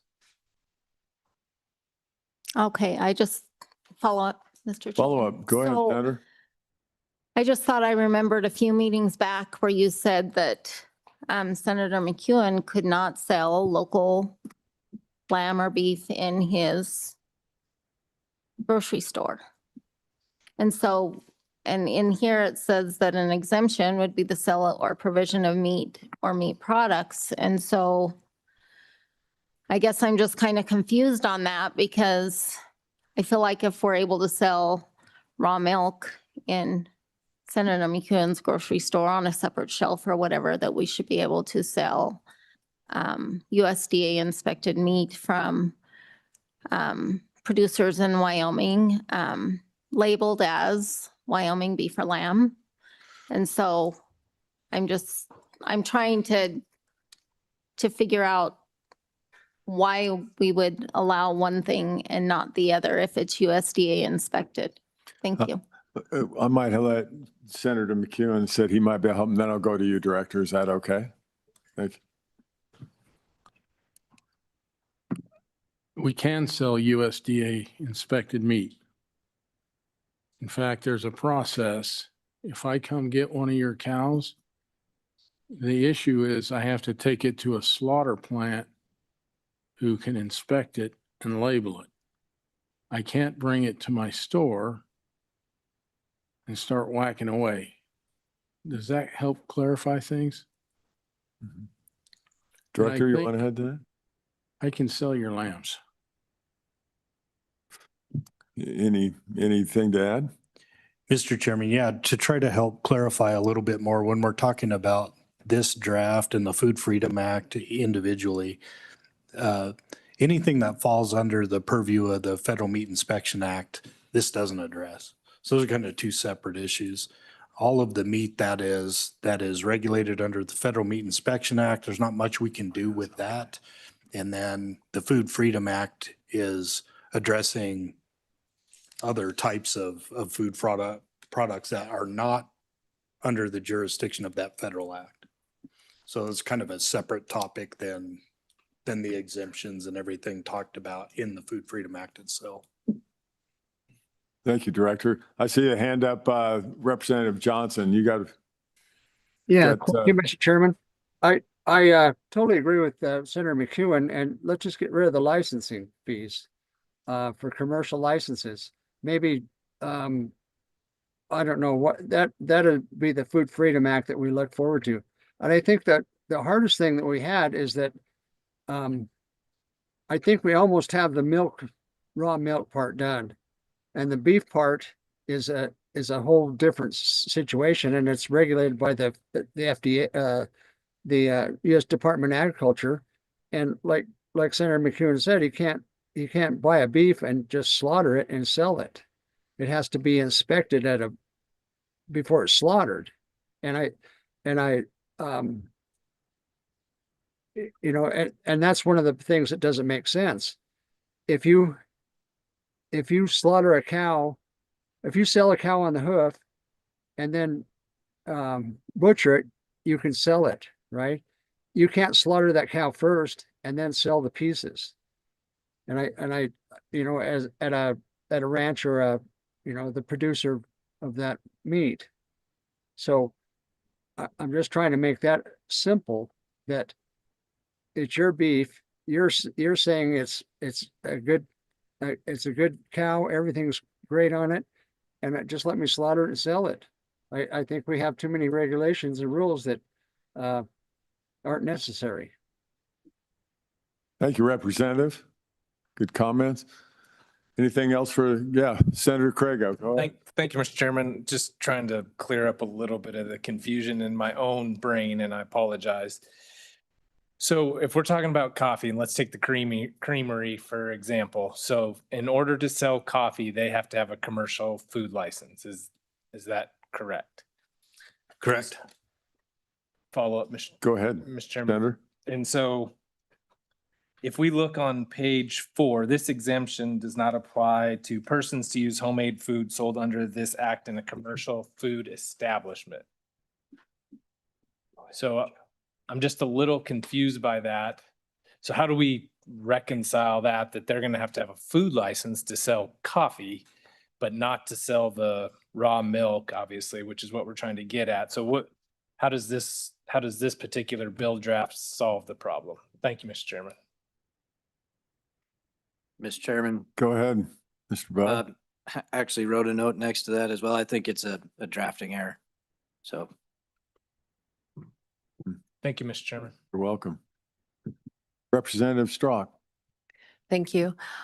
What I understood more so though, over that whole coffee and cream and the lattes, because in Cheyenne, they were able to do the coffee and it was just mostly where it was done. Is that correct? I mean, because they were doing coffee lattes also in Cheyenne and they were fine because it was actually on their own farm. So I think, so there's some little confusion in all that too. Mr. Chairman. Go ahead. I'm not entirely sure on that. I just know that the issue at Hippie Cow was where the actual home kitchen was. And then once they started combining ingredients in the home kitchen and transporting them back to where they were selling them, it was a non-issue. So I would have to get more information on the Cheyenne part. Follow-up. Go ahead, Representative. Thank you. I think it was more, but they were also selling lattes and they were fine. I guess it's my point. It was the coffee lattes there and they were fine. So there was no issue there. Mr. Chairman, Representative, to be clear, in Cheyenne, that local health department has delegated authority and did the inspection. So I'm not sure I have all of the details of what was said by whom to whom in that scenario. You good? Senator Craig. So, Mr. Chairman, not necessarily a question for our good director and the deputy. Thank you for coming and trying to help us work through this. I do appreciate that. I don't envy your job. And I just want to point out, I think they're trying to enforce the laws that we've written and we've given to them. And I'm not sure an exemption, I understand that solves the problem the quickest. I don't think that's necessarily the best solution long-term. And I think we maybe need to dig deeper into the act itself and actually say, this is what we want as a legislature, as the lawmakers, this is what we believe should be exempt, and this is what shouldn't be exempt, instead of putting the onus on the director and his agency. I'm just not sure we want to delegate that authority. I think it's better if we just as a group say, this is what we believe, and this is what the people of Wyoming believe, and let's go do that, rather than trying to create an exemption, because I think we've already realized today that just sitting here, that's going to be, when we start doing exemptions, it gets real difficult because we're never going to catch them all. And if we start making a list, the list will never be long enough to catch every single thing that we're trying to do. So just a thought there, Mr. Chairman, that we might want to dig a little deeper, spend some more time on this and really get to the bottom of what we want to do as the legislature, instead of trying to just put all the responsibility on the director. Thank you, Mr. Chairman. Thank you, Senator. Representative Ottman. Thank you, Mr. Chairman, and thank you, Mr. Miyamoto and Deputy Director.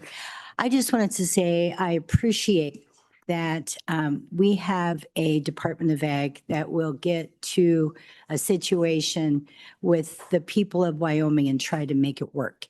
I also think, as the senator just voiced, if we try to make legislation that's going to cover every little thing, we, as you can see here today, just trying to think of all the things and all the bases that we can cover, it'd never get done. So what I think, and this is after looking over the bill and listening to everything, is that some things need to be up to the discretion of the local person and to those in authority to look at individual situations. And from the position that you have come here today, and we're working to take things that were very onerous and try to make them to where they fit into situations that we've really never had before. And so I appreciate that, and I would like to move this forward, but that's me. And I know there's more testimony coming, and let me just say, there is some situations, there'll be testimony here from a group of people that have made all of this work and are still moving forward with local control and success. Thank you, Mr. Thank you, Representative Ottman. Representative Johnson, you had your hand up and then you took it down. You want to chime in? Well, I would appreciate, let's move this bill to the extent we can. I think that we need to, the Hippie Cow Creamery, their home kitchen was like, I don't know, 300 feet away from their selling point, their point of sales. And I just think that the requirement that they have a commercial license, I would like to do away with commercial license to an extent. I know there might be a reason for restaurants or larger establishments, but we're talking about home freedom, the small producer, not a multi-million-dollar conglomerate. So I would like to some extent, get rid of the licensing fees that are holding this back. That licensing fee, it goes into the general fund. It doesn't help the director with establishing food safety. So that is one of the things and I know that this isn't going to get done in one session, or, you know, this is going to be a continuing process. There's a lot of amendments in the Food Freedom Act that have different meanings and need to be cleaned up throughout the whole thing. You know, it's been, what, 15 years that it's been added to and amended, and it's going to take a real cleanup job. And I think this is just a start of it. So I would like to go ahead and move this bill what we can, and with the understanding that we're going to have to visit it in regular session too. Thank you, Representative. Yeah, we'll talk about that when we get done with public testimony as far as how we want to do what we want to do. Are you sure, Representative Davis? Go ahead if you got your chance. Okay. Anything else for the Senator Love? Mr. Chairman, thank you. Just a thought as I was kind of looking some things up while we were talking, and it appears that in statute, maybe home is defined differently in different parts of statute. Does it help to use a different definition of home, like such as the castle doctrine, which follows you to different mobile locations? It includes campers and tents, and I think anywhere you can quickly or rapidly create a sleeping location. I don't, and that would be legal minds. I'm just asking the question. Mm-hmm. Director, you want to? Mr. Chairman, Senator, I think that it does address most of those situations, you know, where you might want to extend the home kitchen to alternative locations. But you could run into a situation like Representative Ottman mentioned, in that you have some strange scenario. You know, in the case of Hippie Cow, that would be hard for us to extend a home kitchen licensing to, because of the way that individual space was arranged. There's no hot water in there, as a for instance. There's not restroom facilities in that building. There were some that were close by, but we were looking at that from a standpoint of, is there any way for us to identify this as an extension of the home kitchen? So every situation ends up being just a little bit different. And then we have to be able to straight face say, yes, this is within the intent of the statute of being a home kitchen. And I don't know, my experience tells me almost no matter how you try to define these terms, you find an outlier. The first thing you run into is an outlier, or at least that's the first thing you notice, is something that you're like, well, it might fit, but it could be challenged. And so that's where, this whole idea, and I agree wholeheartedly with, let's define what it is exactly that we want. That's, I think, been the intent of legislative bodies for the entire life of the Food Freedom Act, was trying to get this as specific as we could so that, that we weren't left to all this interpretation. But as you add specificity to the act, you also, those are the ties that bind when it comes to regulatory type of issues that we would rather avoid. So at some point, in my estimation, there is going to be some judgment that's going to have to be made about whether or not, this is something that we could straight face say doesn't introduce any additional human health and safety risk. Therefore, I'm comfortable writing an exemption for it, or it does. And then in that case, I have to document that in the letter back and say, we're not comfortable granting an exemption because of time and temperature controls not being able to be adhered to, or having some kind of rationale that we can document that says this is the reason that we made the decision that we did. But it is very difficult. And at some point you run into this judgment scenario that's hard to write around, or we've had a struggle trying to write around it. Thank you, Director. All right. Any more for the Director and the Deputy Director? Thank you, gentlemen, for being here. Thank you Appreciate it. for having us, Mr. Chairman, committee, as always.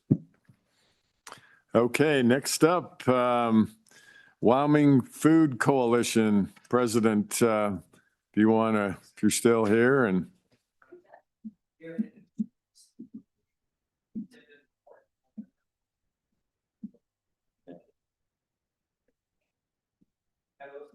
I think that was right. We just had the Department of Ag. Yeah. And then these guys are. These guys didn't. They've kind of, I think they got it. It's food freedom stuff. Yeah. They had, thought there was something. Yeah. Yeah.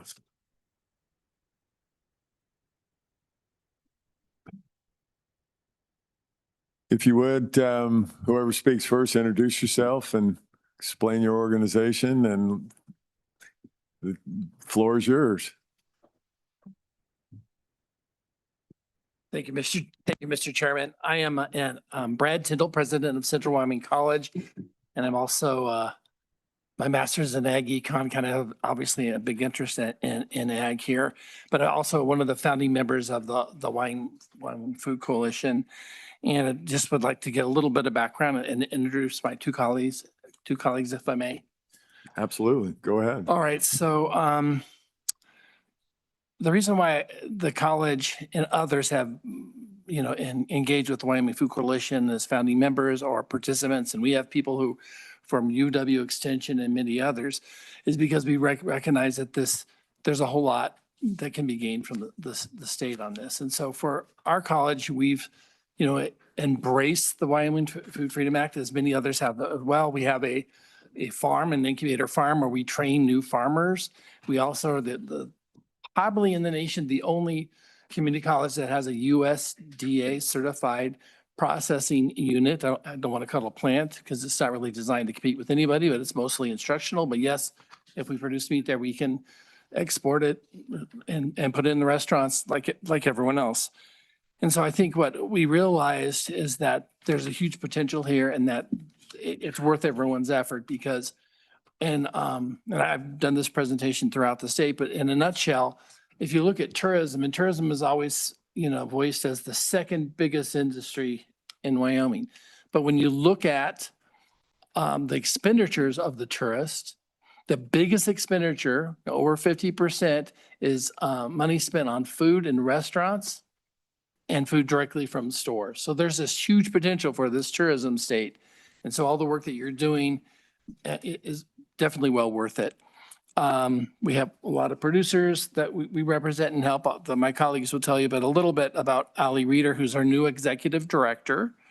And she is a University of Wyoming graduate. She has experience as a small livestock manager and vegetable producer and holds a master's degree in public policies. And she spent her career working in food systems, rural development, and agricultural policy. And with us also is Sadie Clarenton, is our communications director.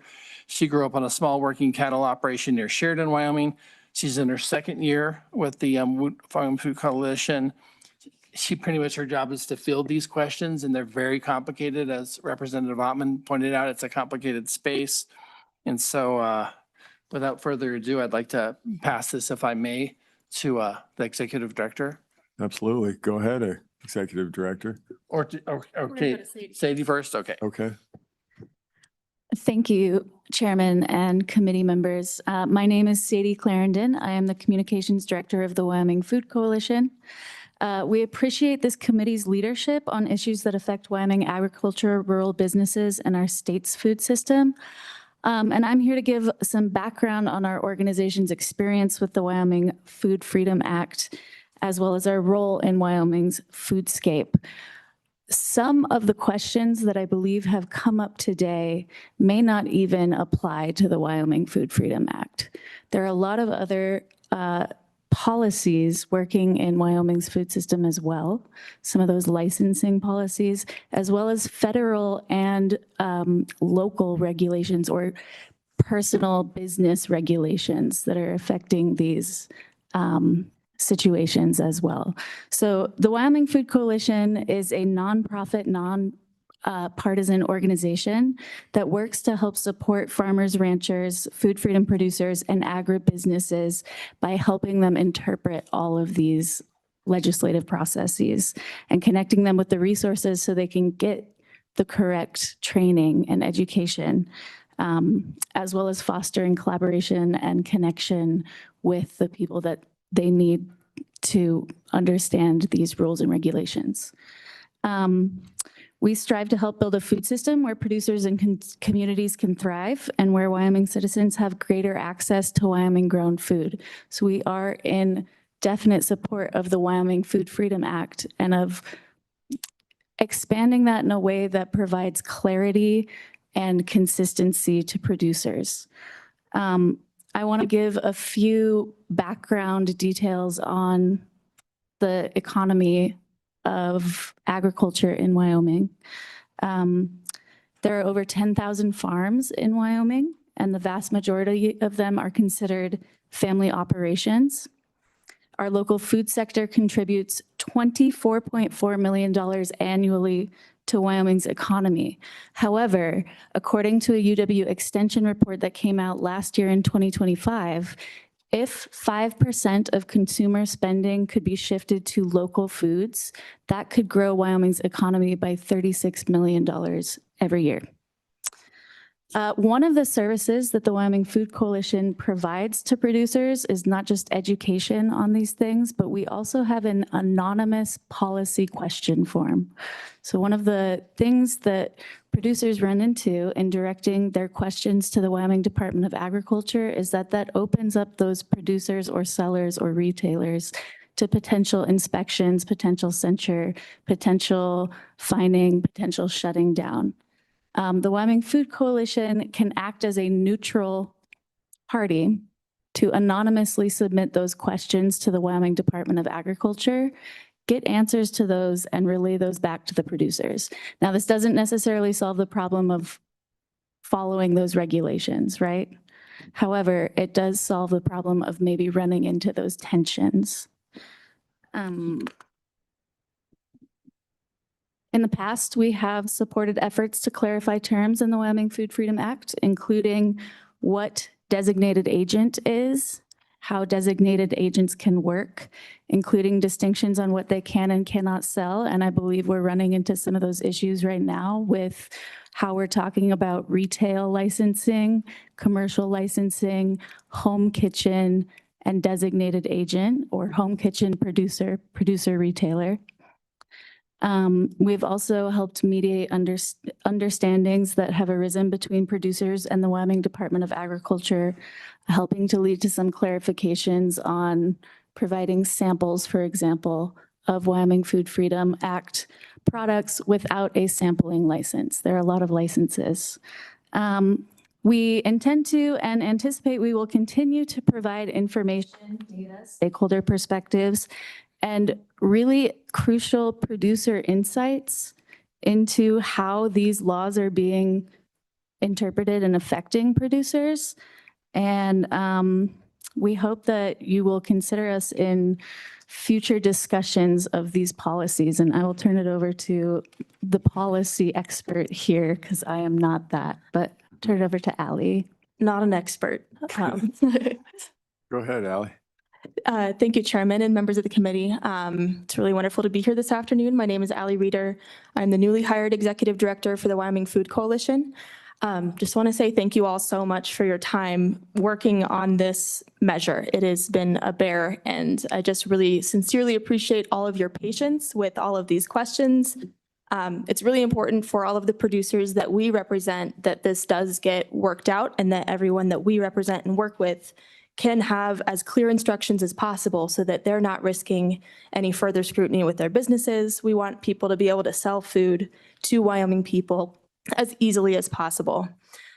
So we're not here today to advocate for specific, pieces or legislation or amendments or anything like that. We're mostly here to introduce ourselves as a resource and just share all of the ways that we are connected across the state of Wyoming and some of our background with this work.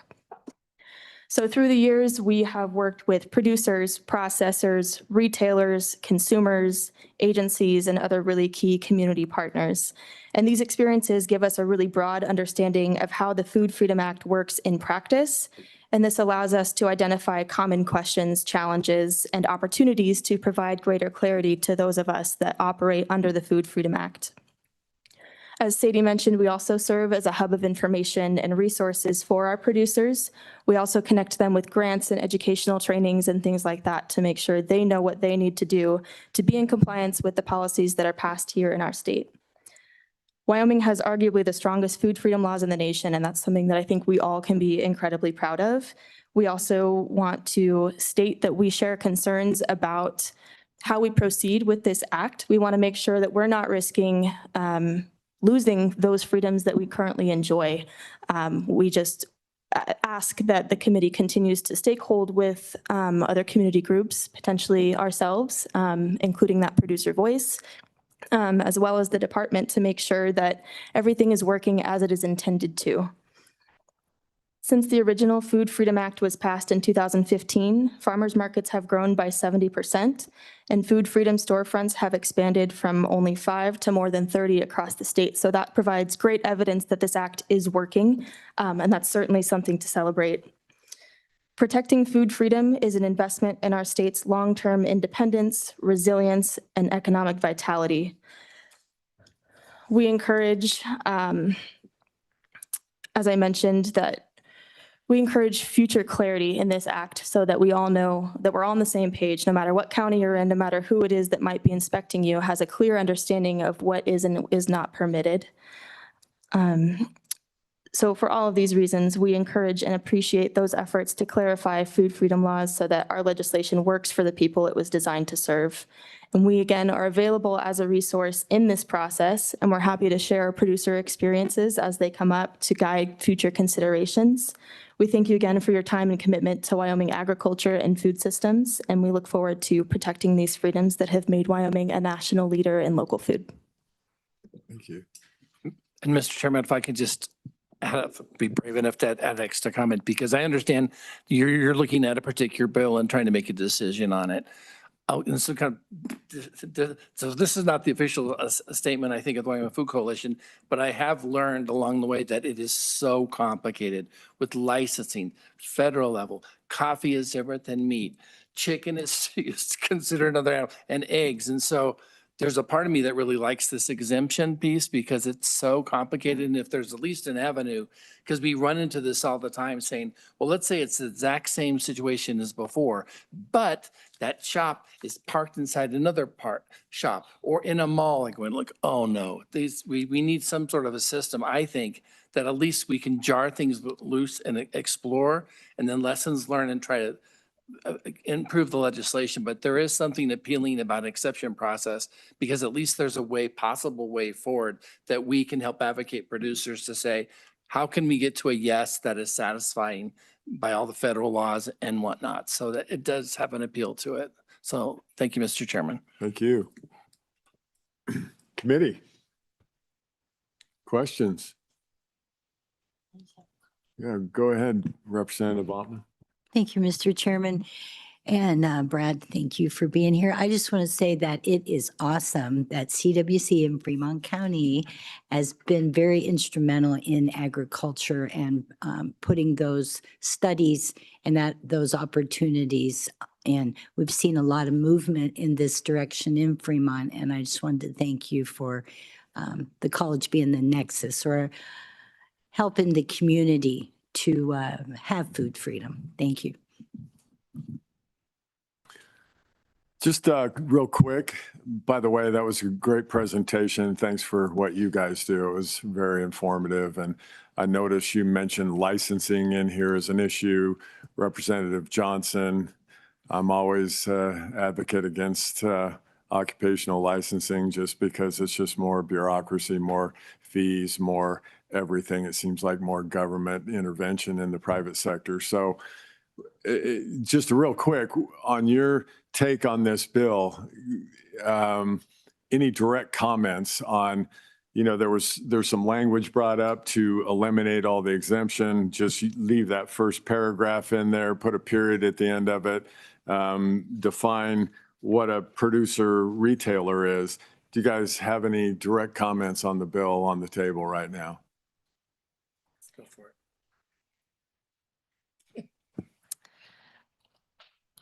it. Chairman, committee. Go ahead. My fear with this bill, first of all, I want to say we support anything that will help producers. So we support this bill outright. Can it be simplified? I don't know. I am not a legal expert. However, my fear with this is that we're simply adding more complicated processes for producers to understand to this.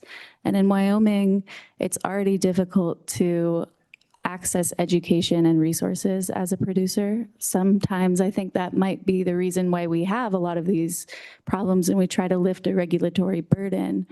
Well, maybe we could be providing rather education or resources to help guide producers through that process.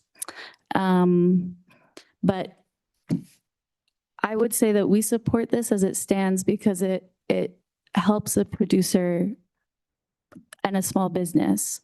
However, the fear is that this will simply add more,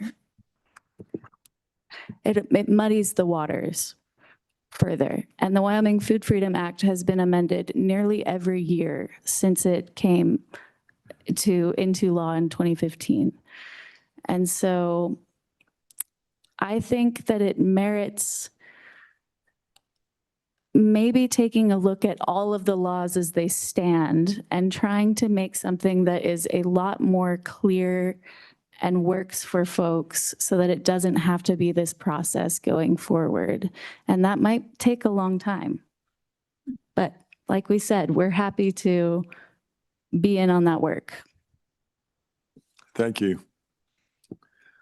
Well, thank you, all three of you, for coming up and spending the day with us here. Really appreciate that. Thank you, Mr. Chairman. We really appreciate the hard work you're all putting in. It's inspiring to see that this matters, and thank you. You bet. Okay, committee, let's see. I guess we've got public testimony now. Anybody from the audience? Yeah, come on up, sir. Go ahead and introduce yourself and tell us all about you. Yeah. Members, my name is Steve Doyle. Oh, yeah, there you go. My name is Steve Doyle. I'm a farmer north of Riverton.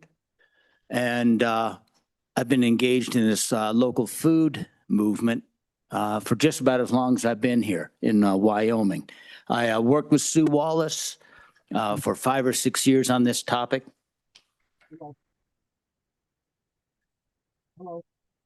Tyler Lindholm in 2015 when the bill was passed, and then over the last couple of years, Senator Salazar and Representative Ottman helped us get this thing moving.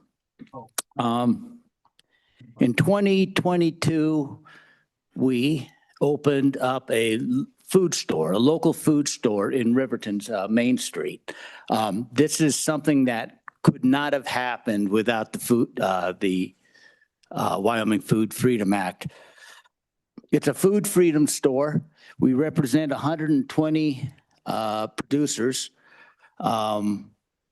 We had $300,000 in sales last year from our store. A lot of that was raw milk. And it's a real service for our community. Again, average sales, or excuse me, last year's sales, 300,000. 85% of that goes back to the farmer. And that's an extraordinary number if you're familiar with commodity markets. I have 120 producers, 7 employees, and I can tell you we have a lot more pedestrian traffic on our street because of us. And that has knocked on effect. There is more little stores opening up on our main street. This is a good thing. I am actually the face of this local food movement. I own one of those stores, and this discussion that you guys have been having over the last 2 hours, we do it every day, all the time, trying to figure out, is this going to be legal? Is this going to work? You know, we say, I got a chicken here that I cook. Can I throw it on a burrito and sell it at your store? Jesus, I don't know. Try it and let's see what the inspector says. We have a lot of that. And so this is what you're doing is, I get it. It's kind of tedious work. I mean, the milk thing, but we're discussing milk here. We weren't discussing milk. Well, 20 years ago, we didn't have anything to discuss. There is no raw milk, but we have changed that. This group has, and it's tremendous. As again, face man on this project of local food, it's been tremendous. That's just a background, but to the changes that I would love to see make my job a lot easier. Oh, let me back up just a minute. I wrote notes, but I can't hardly read them. There are 14, maybe 15 other stores doing the same thing we're doing and going through the same, discussions. But what it says is what? $4.5 million worth of sales if they're doing as good as we are. We're Riverton. Lander's probably doing better. Hate to say that, but it's probably true. We're not competing, but one of the first things I would say that the changes to this bill is, to simplify things. There's lots left open to interpretation. And we're doing the best interpreting we can. But in the end, throw it up there on the shelf and see if the inspector has an issue with it. One, I would do that. The second thing I would do is really take another hard look at this meat situation until we can have control, Wyoming, to have control over our intra-state meat sales. We're hogtied to a large degree. Our sales now, we have to have USDA inspected meat. We have CWC, the folks you just heard, been very helpful there, but it is a challenge to get meat into our stores because of that USDA. And we have several USDA plants in Fremont County. So, and it's still a problem. Some of these other counties, I don't know how they do it. I do know how they do it. They're driving their cows all over the state to find that plant that they can use. now may be that time. We have a great track record. When we were talking about local food, or in 2014, 2015, we were talking about how many dead bodies there would be on the streets. There aren't any. We have a good track record. I do believe that local, I'm sorry, the producer can sell only to the informed end consumer. That provides a lot of protection. If somebody gets sick, you know what you got now is this little food system, right? Directly from the producer to the consumer. If something goes wrong and somebody gets sick, and these things happen, it's not too hard for the inspector to figure it out. Either this link or that link. I think that provides a level of safety in this that is worth considering before throwing it out. The other one is the designated agent, which for me, for the local food stores is to lose that would be to cripple. It's an important development. The third thing I was going to do is offer to rewrite your bill if you'd like me to. I could go home, a bunch of the guys in the shop, and we could whittle this thing out. So I'll leave you with that, Mr. Chairman. Unless there's any questions. Any questions for Mr. Doyle, committee? We might get back to you. Stay up here. We'll go through the rest of them here, but thank you. And I applaud you for being on the front end of this and what you've done with your store and the independent producers in your community. That's excellent. Thank you, Senator. Yes. Mr. McGagna, you want to go next? Thank you, Mr. Chairman. Jim McGagna, Wyoming Stockholders Association. I've been sitting here thinking back of all of the engagement discussions we've been a part of over these 15 some years since the Food Freedom Act was initiated. And I think it's something to commend the state of Wyoming, the Wyoming Legislature for, and all those who have engaged in this issue. We've come a long ways, but it's probably time to take another look at that. And we do believe that there's good reason, not in a hurry, but over perhaps the next year, to look carefully at the Food Freedom Act in its entirety. We've added, as others have indicated, so many provisions over the years.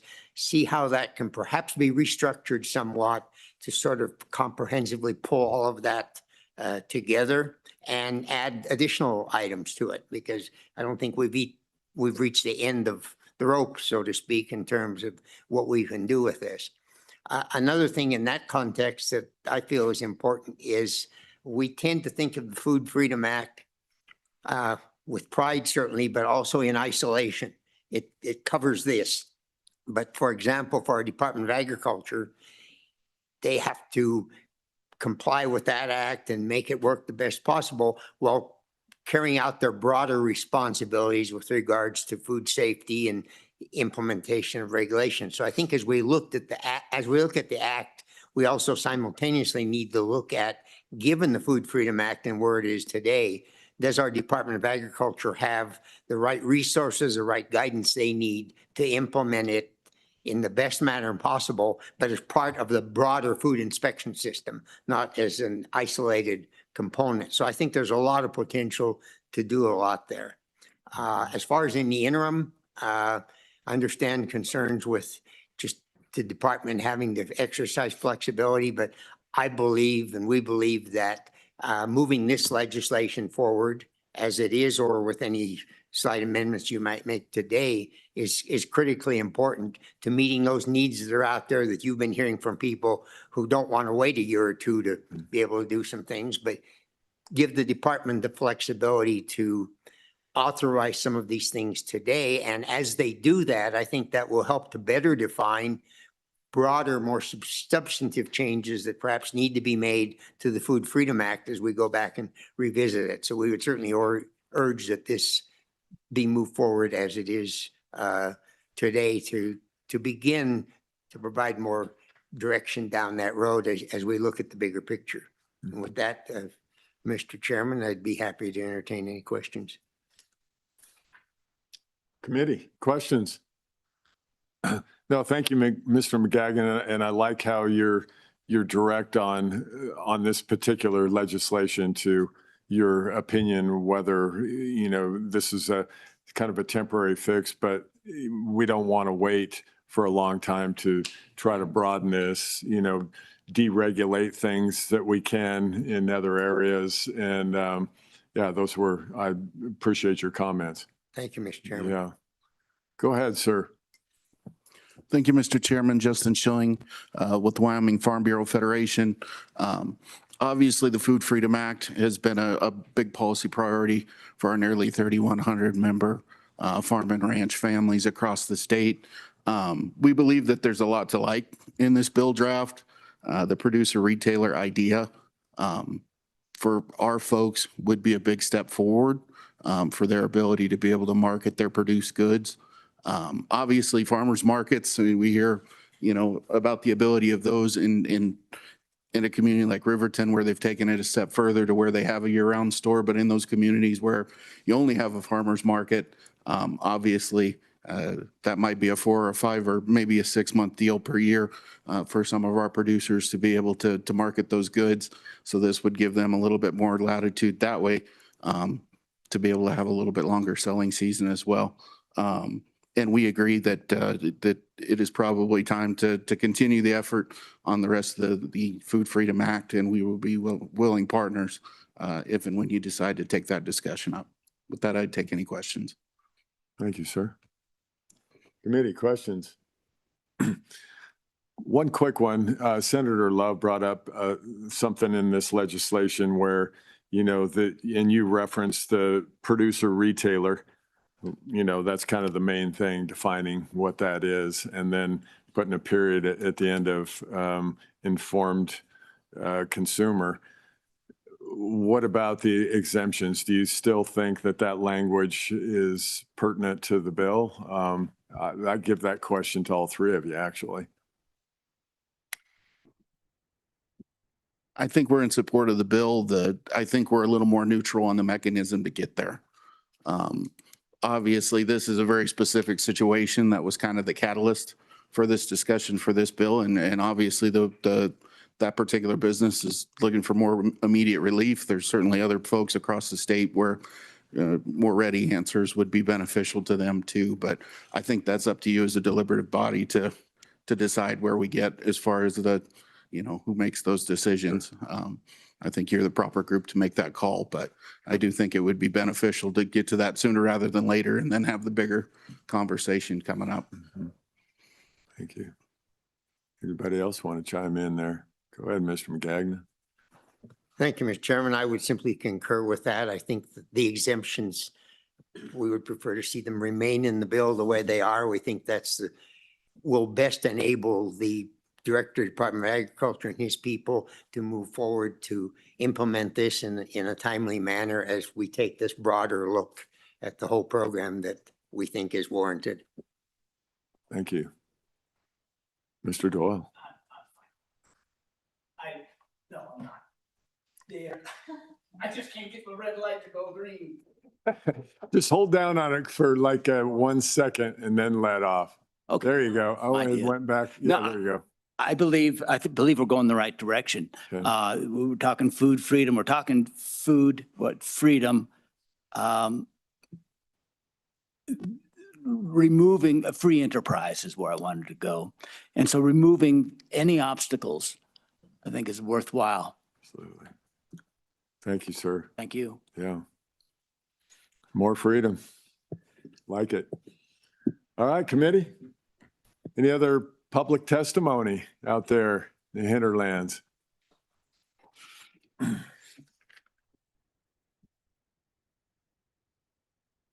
Thank you, gentlemen, for being here today and taking your time out of your day. Mr. Chairman, members of the committee, Era Arano again with Rocky Mountain Farmers Union. Our member-directed policy supports effort to expand market opportunities, and food freedom is certainly an essential part of that.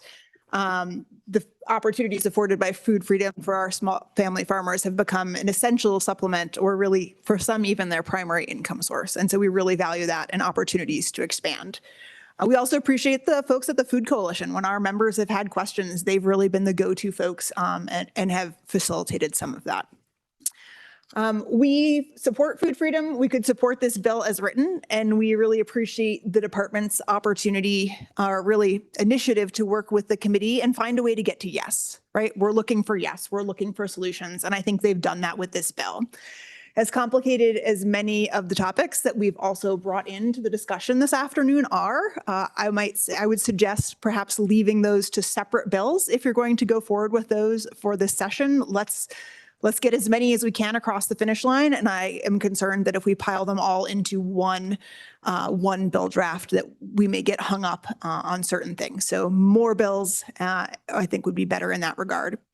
We also support going deeper and looking at clarifying the whole act, but I do think that that is something that was perhaps too ambitious. We could certainly start on that for this next session, but I think that would take one, if not two or more interim sessions to really get right. Because if we're going to do it, let's do it. Let's find that solution and not continue to have amendments or changes year after year to really help our producers out who are trying to do the right thing. They want to know what they can do. They want to be creative. They want to expand their markets, but they also want to follow the law. Thank you. Thank you, Aaron. Committee, questions? Buddy? Thank you very much for your testimony.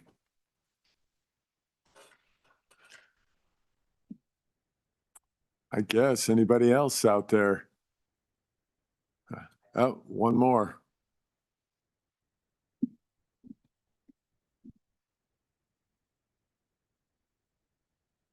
Go ahead and introduce yourself and tell us where you're from. There you go. It's green. My name is Leah Smith. I'm actually a retired health inspector. Can you move the mic a little closer, please? Thank you. You're welcome. My name is Leah Smith. I'm a retired health inspector. And so now I guess I can say kind of what I want to say because I'm retired now. Some of the things I would like to share with you guys from an inspector standpoint are, and I think it's this way for the people that you're trying to help with these. Nobody speaks legal speak, but you all. So every time any regulation comes out, even the food code, I can give the food code, I can give this or the current version of this to 5 people and get anywhere from 3 to 5 different interpretations on what it means, right? And so from an inspector standpoint, it's incredibly frustrating because we're stuck in the middle of what we have to regulate and trying to enforce things to the best of our ability and be fair, but also try to figure out, okay, this is their perspective. They're interpreting this a different way than the inspector is, right? And so there's a fine dance between people who are trying to make money and to do well, and nobody wants to make anybody sick.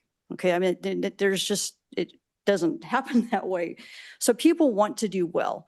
And with training and learning, they do well. I mean, all my facilities loved, I was part of the team. That's what I always kind of approached it as. And we had some of these discussions. Well, this is from an inspector standpoint, this is what I have to enforce, but let's sit down and see if we can figure out how to maybe come more towards the middle. I'm an analyzer, so I pick everything apart and try to come up with the best case that we can based on current regulations. But it's one of the challenges I think that you guys are running into is that nobody understands this. It doesn't make sense. It's not the way people talk, right? But that's what you have to do. You have to put it in this form so that then the Department of Ag and then the local health departments have to figure out how to interpret it. And then they have to figure out how to interpret that with facilities that they're trying to help to meet the codes and stuff. So I think this is really important. I can't tell you, I started as a health inspector about the time the first draft of this came out, and it's been confusing the entire time. Every time it changed, the gentleman from Riverton, every time it changed, it became more complicated. And what I find helped me as an inspector was I really encourage people to call me. You know, I've been hearing a lot of, well, you know, they're trying to be an intermediary because people are afraid to say anything. Well, what I tried to do as an inspector was make people feel comfortable. Call me and ask me if you want to do something. Do you want to add raw milk? Let's have that conversation. Let's figure out what we need to do. And if we need to change something, we'll sit down and we'll have that hard conversation. So I think there's some ways around helping some of this stuff, but the bottom line is that inspectors have to enforce the food code. And this sometimes goes against what the actual food code says. And so then you have a problem with food code versus Freedom Food. Trying to figure out how to make that fit together is a bit of a challenge. So I just wanted to say that because I helped one of our local stores get open here, and then they wanted to sell the meats. And so we worked through that process. And, you know, at one point there was a thing in here, you had to have separate point of sale. Well, who wants to have 2 cash registers, right? I mean, that just doesn't make much sense. Nowadays with the software, each vendor has their own number. And so you have the ability to do tracebacks, right? If somebody sold something that might have been aiding in a food outbreak, illness outbreak, you could go back and look at that sales for that particular product and that particular vendor, and you can still do your traceback. So there are some ways that you can make it work, but trying to figure out how to make it work based on what's written is really challenging in the field. And so having, you know, some grace for both inspectors and for the people that are trying to do what the inspectors are trying to get them to do, because we had to follow this, right? I don't know if that makes any sense. I'm starting to ramble now, so I'm going to shut up. Well, thank you, Ms. Smith. I would appreciate your testimony today. Committee have any questions? I see Representative Johnson. Did you have a question for Ms. Smith? I just say that we would like to do away with regulations, and we have, what I'd like to do is get away with licensing, but we have this one subject bill rule that I think we should pass what we have now. Work on there's going to be several bills to clean up the Food Freedom Act. So I think if we just all understand that we're not going to get everything we want out of this one bill, let's pass this one and work on the rest of the problems in the interim and in the next session and onward. So thank you. Thank you, Representative, and thank you, Ms. Smith. Appreciate you coming testifying. Anybody online? I think that's it, committee. We're sort of on track here. We try to get out of here so everybody that's traveling tonight, we can move along. Let's go ahead and work the bill. Sir, okay, it's been moved to move second by Representative Ottman. Discussion, committee. What do you, Senator Crago? Thank you, Mr. Chairman. So I guess going back to a few of the comments I made earlier, and I understand that there's a general belief that creating these exemptions are going to help the process. I'm not sure that's accurate because there's so many other provisions within the Food Freedom Act that apply, and we're not exempting all of those. For example, I mean, let's talk about the creamery again, right? So if you go to 1149-103D, it specifically says, let me find the right line, homemade or uninspected food shall not be served or utilized as an ingredient in a commercial food establishment, period. Well, that's exactly the situation we're talking about. We're not even touching that provision within the exemption. I mean, I don't think the exemptions based on, especially on what we talked about earlier, apply to that particular situation. I just don't know. I just don't want us to think, I mean, I'm fine with the bill going forward. It's not going to hurt anything. I just don't really believe it's solving the larger, bigger problem. And so I don't want to get people's hopes up when we pass an exemption bill and then again, we don't cover all of the particular things that need to be exempted, and we're not actually giving the director the ability to give people the right to move forward. And so I think we just got to be careful about that as this committee moves the bill forward. Let's not make promises that, that are hollow, because I feel like that's what we're really doing with this particular piece of legislation, is saying we can create exemptions, but we haven't even thought about necessarily what all of those are. So I guess, between now and session, we better think real long and hard about what those are, get a lot of feedback from the people who are in this industry, so that we can actually spell those out within this, if this is the route we're going to go, because we've already pointed out one of the ones that brought up this whole issue earlier this summer isn't going to be fixed with this bill. And so I just urge us to really think about that as we move forward, and maybe think more broad. I mean, think bigger. Let's actually get to the bottom of this and start digging into the statute itself about what we really want to regulate and what we don't, because there's lots of provisions in here that I think we could clean up, fix, take out, do a lot of things. If we really are intent on creating more food freedom, let's do it. And that's just going to take a lot of work on our part, and it's going to take more than one interim too. I mean, it could take up our entire interim just dealing with this particular issue. So just something to think about. Thanks, Mr. Chairman. Thank you, Senator Crago. Representative Johnson has his hand up here. Go ahead, Representative. I'll go to Representative Ottman next. I would like to say that I'm under no illusion that we're going to fix this overnight, this whole deal. I would like to get this bill passed and help Hippie Cow Creamery and anybody else that needs an exemption like that. I don't think we're going to clean up the Food Freedom Act in one session or two sessions. It might take several sessions to finally fix this Food Freedom Act. And I just want to say that let's go ahead and pass this bill and work on the rest of the Food Freedom Act in the next session, in the interim, and continue on and just let everybody know that we intend to help everybody in the food freedom industry and make their lives a little easier. But it's not going to happen overnight. This is just the start of something. And I think it's important to get that out and go from there. Thank you, Representative. Representative Ottman, go ahead. Thank you, Mr. Chairman. It was mentioned on page 4, line 8, that possibly it would be a benefit to insert the word restaurant. Probably before the word franchise,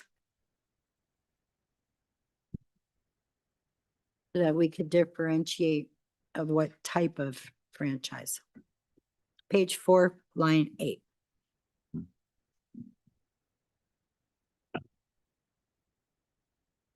Representative Ottman, did you want to make a motion to do something there? Go ahead. Okay.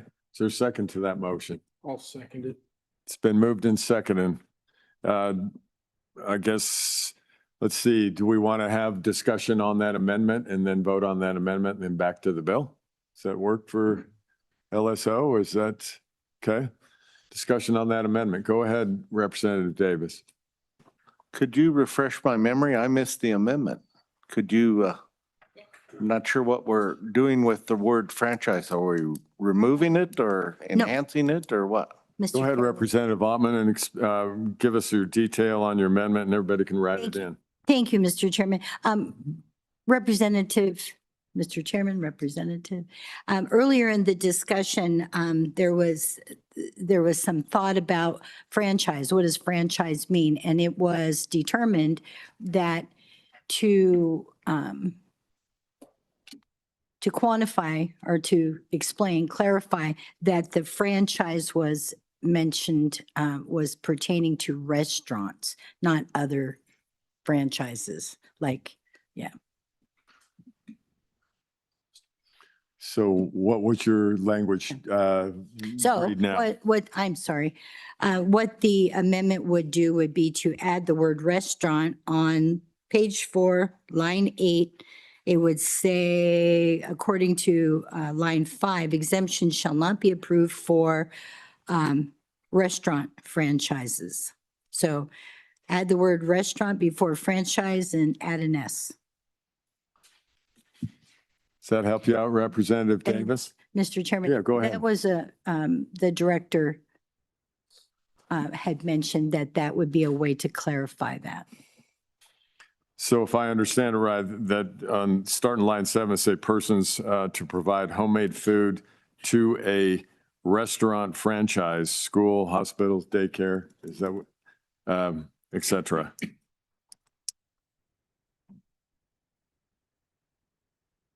Is that right? Yes. Okay. All right, discussion on that amendment.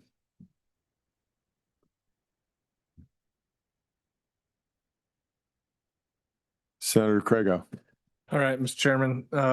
So a restaurant's a commercial food establishment. I mean, it's already prohibited under the act from selling that. So I think we're just going to create confusion within the bill draft by doing that. I understand what the good representative's trying to get to, but I'm not sure. I guess that'd be a good question. We can ask the director at a later point, but I'm not sure adding that in helps. I'm not sure what the purpose of the word franchise ever was anyways, because it is confusing. It does not make a lot of sense. But anyways, I think you could just say restaurants instead of, we're saying they can't have exemptions for that. I don't know, because of, even if it's not a franchised restaurant, it's still prohibited under the current law and under the language of this from receiving an exemption because it's a commercial food establishment. You want to comment on that, Representative? Thank you, Mr. Chairman. I had made a note to myself that that was in the discussion of when we were there, that adding the word restaurant would clean it up a little bit. If that's a problem, that's fine with me. Deputy Director, do you want to? Thank you. Mr. Chairman, would that be good? Absolutely. Thank you. Come on up, Mr. Bud. Help us out. Thank you, Mr. Chairman. I hope I can help clear some of this up. So some of the original language that we discussed with LSO in just drafting and changing, putting everything in the format that you guys use, I think a few things were lost in translation. Originally, what we had talked about to the restaurant point is food for service is different than just food. And honestly, the way it's drafted right now in front of you, I think you could cut out the entire exception shall not be approved for that entire section from line 5 all the way through line 26. As has kind of been mentioned, a lot of those things are covered, things that we would not do anyways. And really, if you look at the definition of producer retailer closely, you have to qualify as a producer to begin with. So a lot of these wouldn't exist in terms of, a McDonald's is not going to qualify as a producer under the act. And so I think we can cover this internally. These were more things that we were trying to put out there for clarity to kind of say, we're not saying, that all of a sudden a commercial establishment like McDonald's can become a producer retailer. So the way it's drafted right now in front of you, I think you could strike lines 5 through 26 and it'll still operate the same way. Thank you, Mr. Bud. Representative Ottman, it's your motion. Your thoughts on that, or does that help your amendment and just amend it to take that out from lines 5 through 26? Mr. Chairman, my thought was to make this as clear and helpful to the department as well as the producers as feasible. If it makes sense to this committee, as it does with the deputy director, I will rescind my amendment and re-amend, if that's allowable, to delete those lines 5 through 26. Thank you, Representative. Is the second on that okay with that, on that, whoever seconded that amendment? Yes. Okay, so So we rescinded the First Amendment, and Representative Ottman proposed an amendment to eliminate lines 5 through 26 on page 4. Is there a second to that? Go ahead, LSO, Alana. Mr. Chairman, those exemption, or those prohibitions continue on to page 5. I don't know if you want to add that as well. Would you say that one more time, Anna? Thank you. Those prohibitions continue on to page 5. Do you also want to delete the lines on page 5 or do that in a different amendment? I would think that would continue on to page 5, lines 1 and 2 you're referring to. Okay. If you want to rephrase that amendment, Representative Ottman, to include lines 1 and 2 on page 5. If that works for you, I haven't looked at it real close here.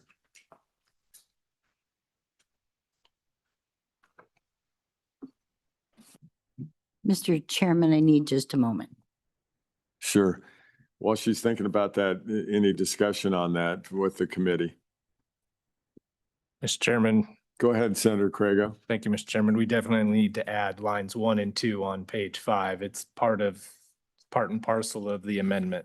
It's just a continuation of the subparts A, B, C, and that is D. So if we don't, we're gonna have to do a separate amendment because it won't make any sense anyway. So does that help you out?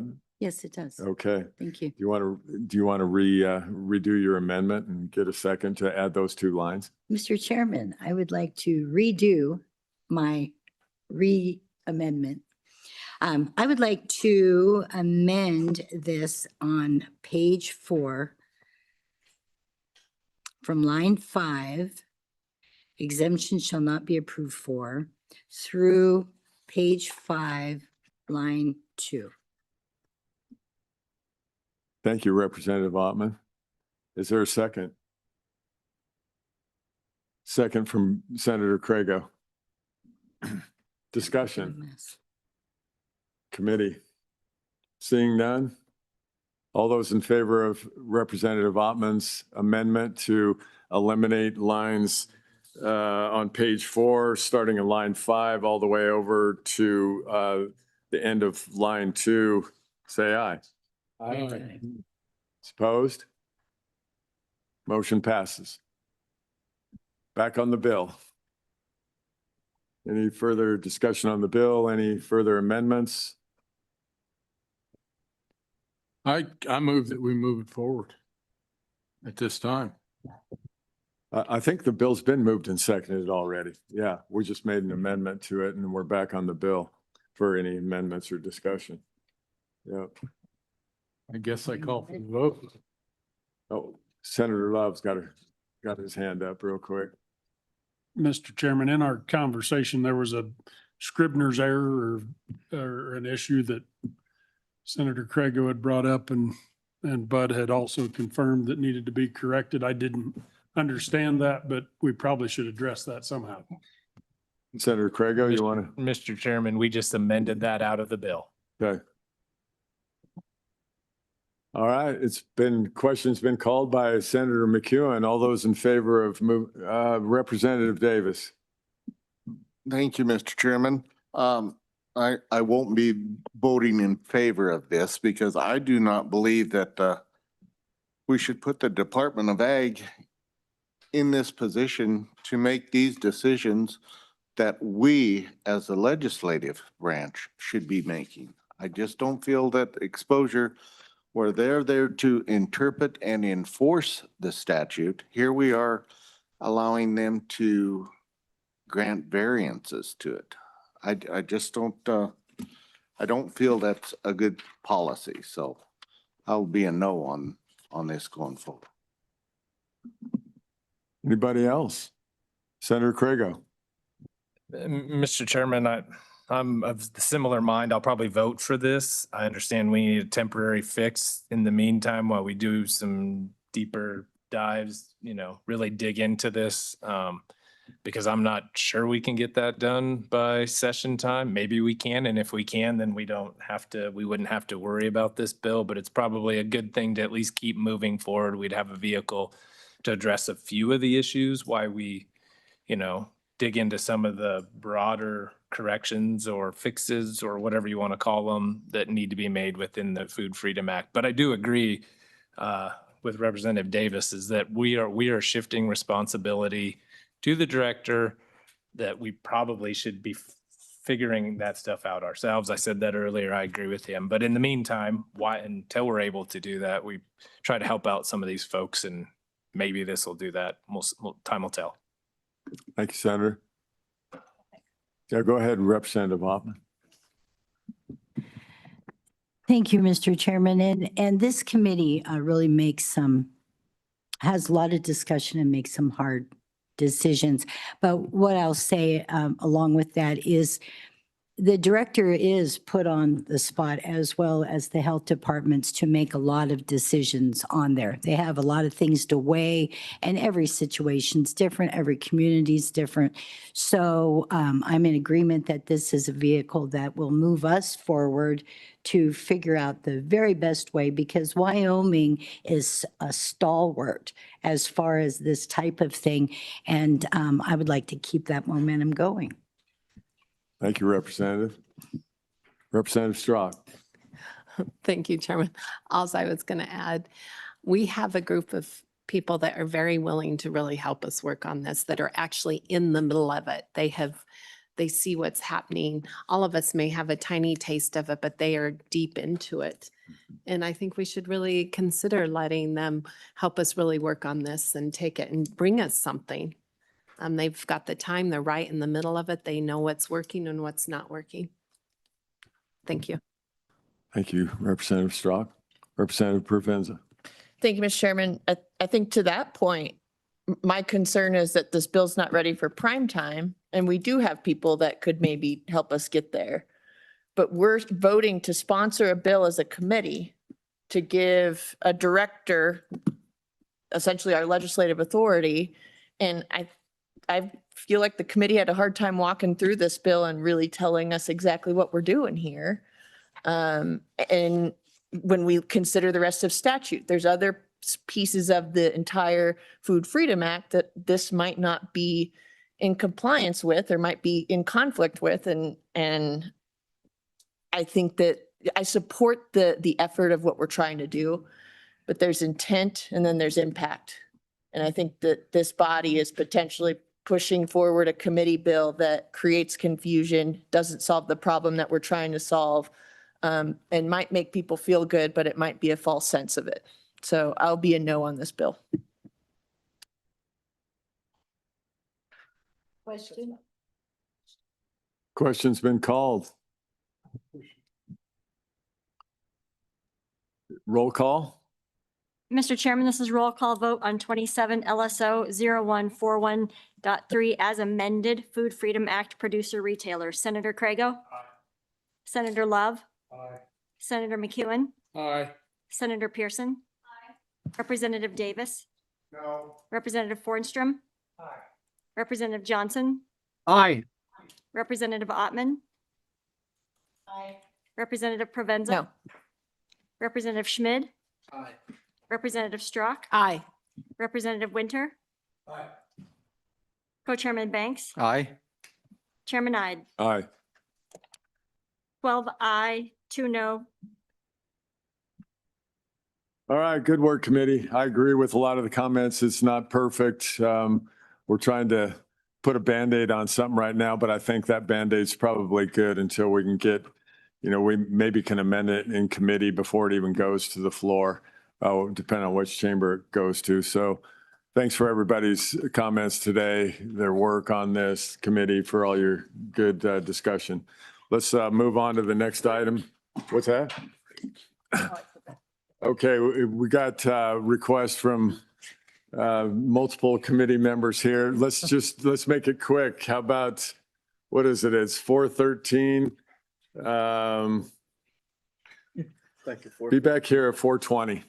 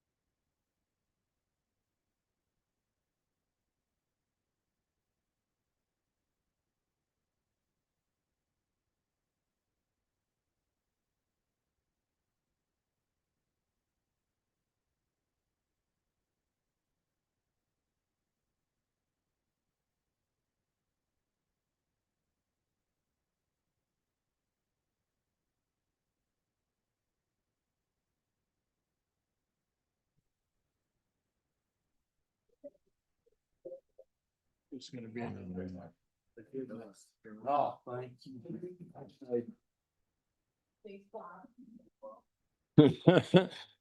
All right, committee, I think we've got a quorum anyway.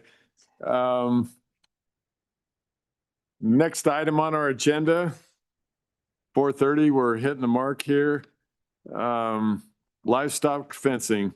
We've got Savannah Collins here with LSO to give us her memo commentary. Thank you. Savannah, go ahead. Mr. Chairman, members of the committee, Savannah Collins, Staff Attorney, LSO. I will be presenting the material 7-01 in your packets for those following online as well.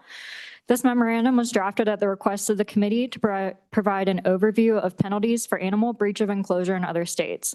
This memorandum provides an overview of the mental states and criminal statutes, Wyoming's approach to trespassing animals, how other states impose civil and criminal penalties for breaches of enclosure, and the general requirements for federal grazing permits regarding unauthorized livestock. The committee requested LSO look into criminal penalties in other states for the repeated breach of enclosures by livestock. A table of mental states of a criminal statute are in Appendix A for your reference. Beginning with Wyoming. Generally, the Wyoming Livestock Board law enforcement personnel enforce livestock trespass law. And after a very informative conversation with Director Steve True, I was informed that in the memo on page 1, the definition of peace officer where referenced should be clarified to consider peace officers who have received post training at the academy. It's a specialized training and it's not just every brand inspector. So those are specialized positions. Other Wyoming law enforcement agencies may also enforce a stray or other livestock laws, then being reimbursed by the Livestock Board. Wyoming law addresses trespassing livestock in the context of estrays. Estrays are any animal found running at large upon public or private lands, fenced or unfenced, in Wyoming, whose owner is unknown in the territory where found, or the owner of which cannot, with reasonable diligence, be found, or is branded with 2 or more brands, whose the ownership of which is disputed, neither party holding a bill of sale. Any person who does take up an estray without the owner's knowledge or consent, including taking up an estray for the purpose of using or making use of an estray, has committed a misdemeanor punishable by not more than 6 months imprisonment, a fine of not more than $750, or both for the first offense. In the case of feral livestock, the director of the Livestock Board or the state veterinarian may order the disposal of feral livestock if the owner is not found or refuses to take possession of the livestock and the livestock has been found to be damaging private or public property. The owner of the feral livestock is not entitled to any compensation for the disposal of their livestock. Any person who fails to comply with this statute may receive a criminal punishment of imprisonment of not more than 6 months, a fine of not more than $750, or both for a first offense, or imprisonment for not more than a year, a fine of not more than $1,500, or both for a second or subsequent offense. Livestock districts in Wyoming is a different concept. A livestock district is a district within an irrigation district. Lots of the word district, so please ask questions if I'm losing you. A livestock district is a district within an irrigation district with special rules on when animals may graze in the district and which animals are allowed to run at large within the district. As a condition of creating this livestock district, the Board of County Commissioners shall require that the livestock district be enclosed by a lawful fence. Anyone who violates the rules of the livestock district and allows their livestock to run at large in the district is guilty of a misdemeanor. If the livestock causes damages, the person is also liable for those damages. In other states, I covered the similar states that you all requested, and those are Colorado, Idaho, Montana, Nebraska, Nevada, and Utah. Colorado has similar estray statutes to Wyoming. There's a criminal penalty if a person takes an estray into custody and retains the animal without notifying the State Board of Stock Inspection within 5 days. The person is then guilty of a Class 2 misdemeanor, which is punishable by not more than 120 days imprisonment, a fine of not more than $750, or both. Idaho has both criminal and civil penalties for trespassing livestock.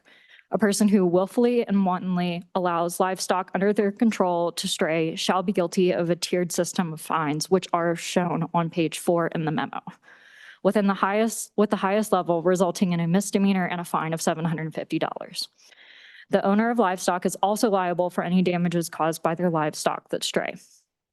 Montana has criminal and civil penalties as well, with different requirements for livestock trespassing in incorporated areas versus in herd districts. Herd districts are similar to livestock districts in Wyoming, and that is covered more on page 5. Nebraska has liability statutes for strays and trespassing animals that are similar to Colorado, except Nebraska also has a criminal penalty. Any person who takes up an estray and does not report it to the Nebraska Brand Committee within 7 days shall be guilty of a Class 2 misdemeanor, punishable by 6 months of imprisonment, a $1,000 fine, or both. Nevada also only provides civil penalties for trespassing livestock. The owner is liable for damages for a trespass beyond a legal fence, and if there is a subsequent trespass due to neglect by the owner or manager, then the owner or manager is liable for double the damages of the trespass.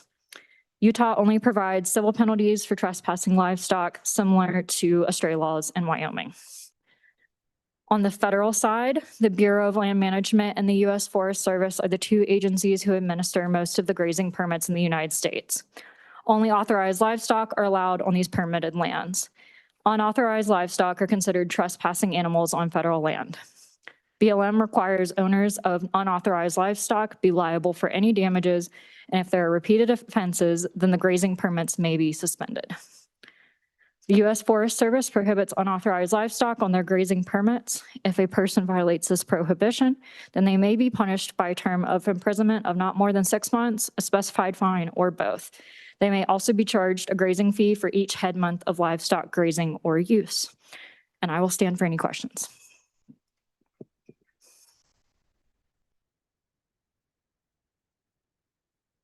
That was a good overview of what you drafted there, and thanks for taking the time to do all of that.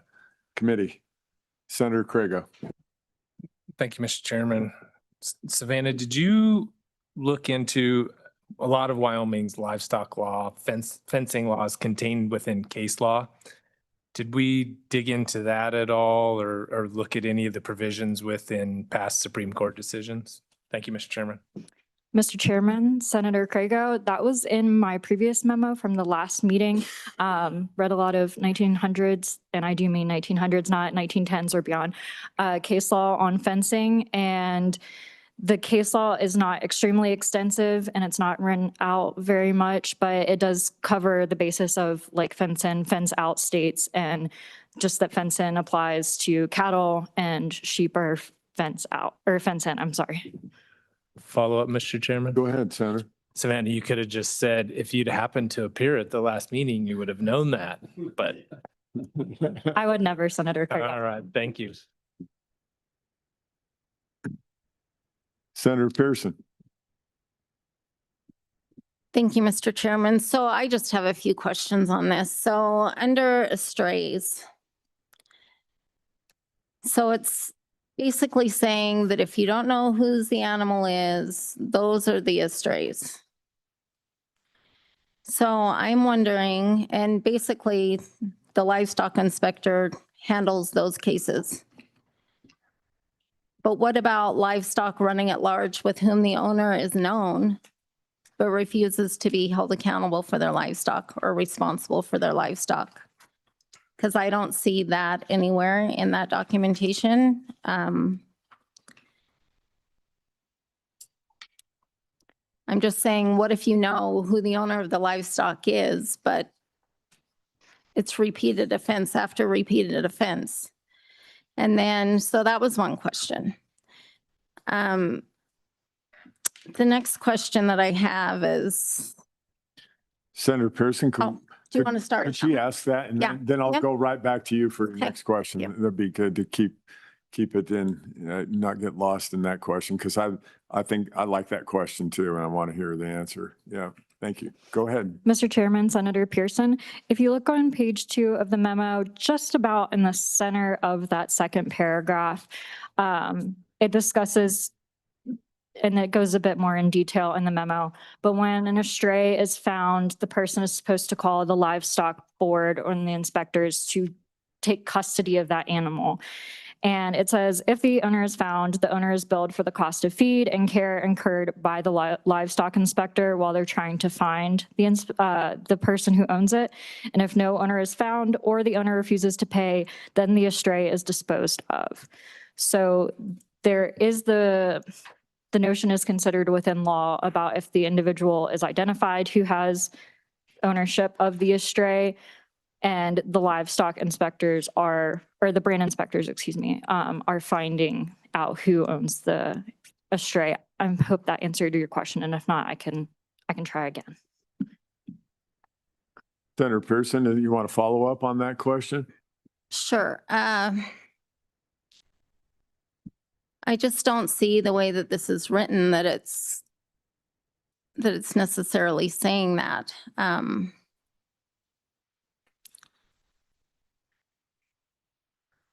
My concern is, you know, this, I'm just going to explain a certain situation. We were told by the county sheriff that we could not hold those animals even though we knew that whose they were. And so I'm just trying to get some clarity in the way that this is all written. Like, I would like to say that an estray could possibly be livestock running at large with whom the owner is known. In my opinion, but we can move on to the next question. So in this, it's saying that you're going to reimburse the livestock inspector for costs related to feed and care of the estray. But yet, it was made pretty clear to me that the landowner needs to confine these animals, feed and water them, and then call the livestock board, and then they'll come and deal with it. So why is the livestock inspector being reimbursed for all of that when it is the actual property owner that's doing the work and providing the feed based on what this is saying? Go ahead, Smith. Mr. Chairman, Senator Pearson. So in the process, and I didn't go very much into this in my presentation, but it is gone into the memo a bit more. When a person sees an estray or the estray is coming onto their property, they call the livestock board to come figure out who the animal belongs to. And upon them coming to find out who the animal belongs to, the livestock board takes possession of that animal. And it no longer, they are providing feed and water and board during that time period while they're figuring out who the animal is. It's separate from the individual who owns the animal providing proper food and water before the process.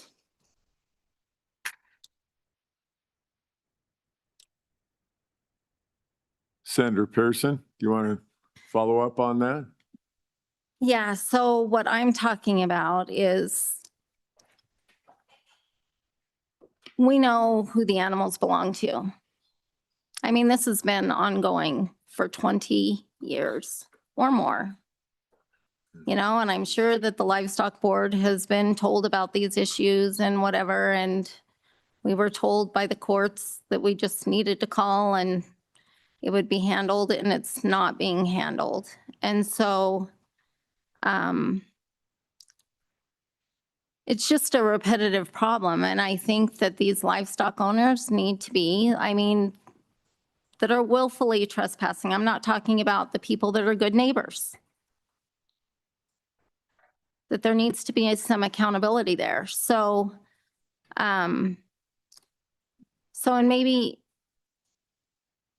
maybe we can get some answers from Mr. True too, but I'm just trying to figure out how do we come to a resolution on this? Because when I'm reading this, I'm not seeing that. I'm not seeing that type of a situation in this paragraph. As far as, I'm not asking the livestock inspector to come and tell me whose animal it is and then for the livestock inspector to impound it, because we know who these people are. I'm asking for some sort of accountability is what I'm asking for. Ms. Collins and Senator Pearson, if it's okay with you, we could bring Director True up here. You can be side by side, maybe tag team on some of these questions if you So want to. that would be excellent, Mr. Is that Chairman. okay? Yeah.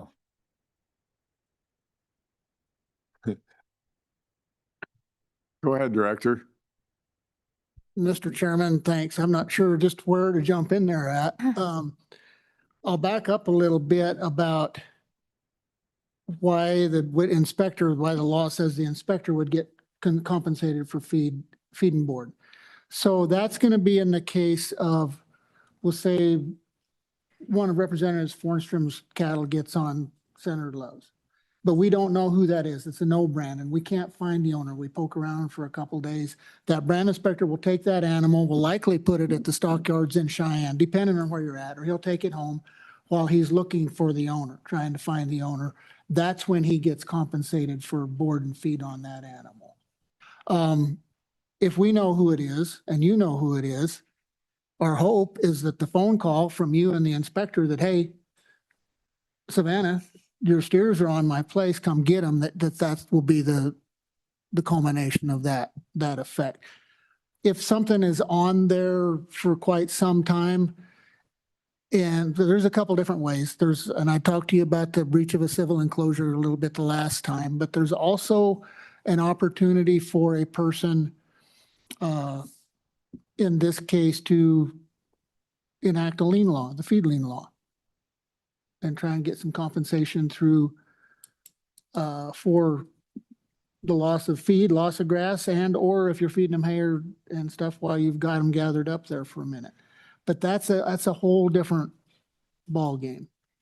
So, but just basically, Wyoming stray laws are set up for the good neighbor policy and for the unknown policy or the questionable policy.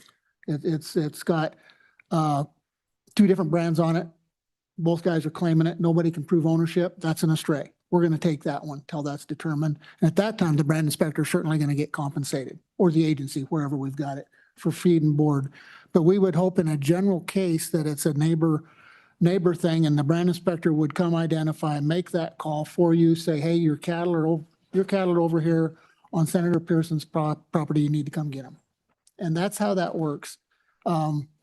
If you hold them and you want feed and board, that's going to be because you held them, but you called the brand inspector right away and you corralled them and said, I've got them. You might remember Representative Strzok and I's conversation from the last time about don't do that. But it's in that case, if the brand inspector, if you call him immediately, say, I've got them. They were here. They came to water. I've got them all in the corral. And these are who they are. He's going to come look at them, even if you know who they are. He's going to identify that brand and he'll make the call in that case and say, we've got your cattle over here, come get them. That's how that process generally works. We don't have a criminal, so to speak, offense for trespassing because it's almost impossible for me to prove, particularly in big country where you're at, negligence or willful, and that's not even written in there. So I can't prove that somebody's just stealing your grass. You know, that's a hard game for me to prove. So that's kind of a wide jump there. If you would like me to drill down, ask me a better question, or ask me a question that'll make me answer. Senator Pearson, Thank you want to Mr. follow Chairman. up? So you're admitting that there is nothing in statute as far as a bad neighbor policy. Mr. Chairman, Senator Pearson, I don't know. No, there's not really. The one thing we would do is if that owner, we know who it is, but he won't claim his animal, we can still come take him and sell him if he won't claim them. That's written into this statute. If he does not claim ownership or he will not pay for that feed bill, we'll sell him and take that feed bill back out of that. he needs to come and claim his cattle and take care of that. That's the bad neighbor policy as far as it goes. Go ahead, Senator. You guys are going to hear a lot from me today. Thank you, Mr. Chairman. So I just struggle with this.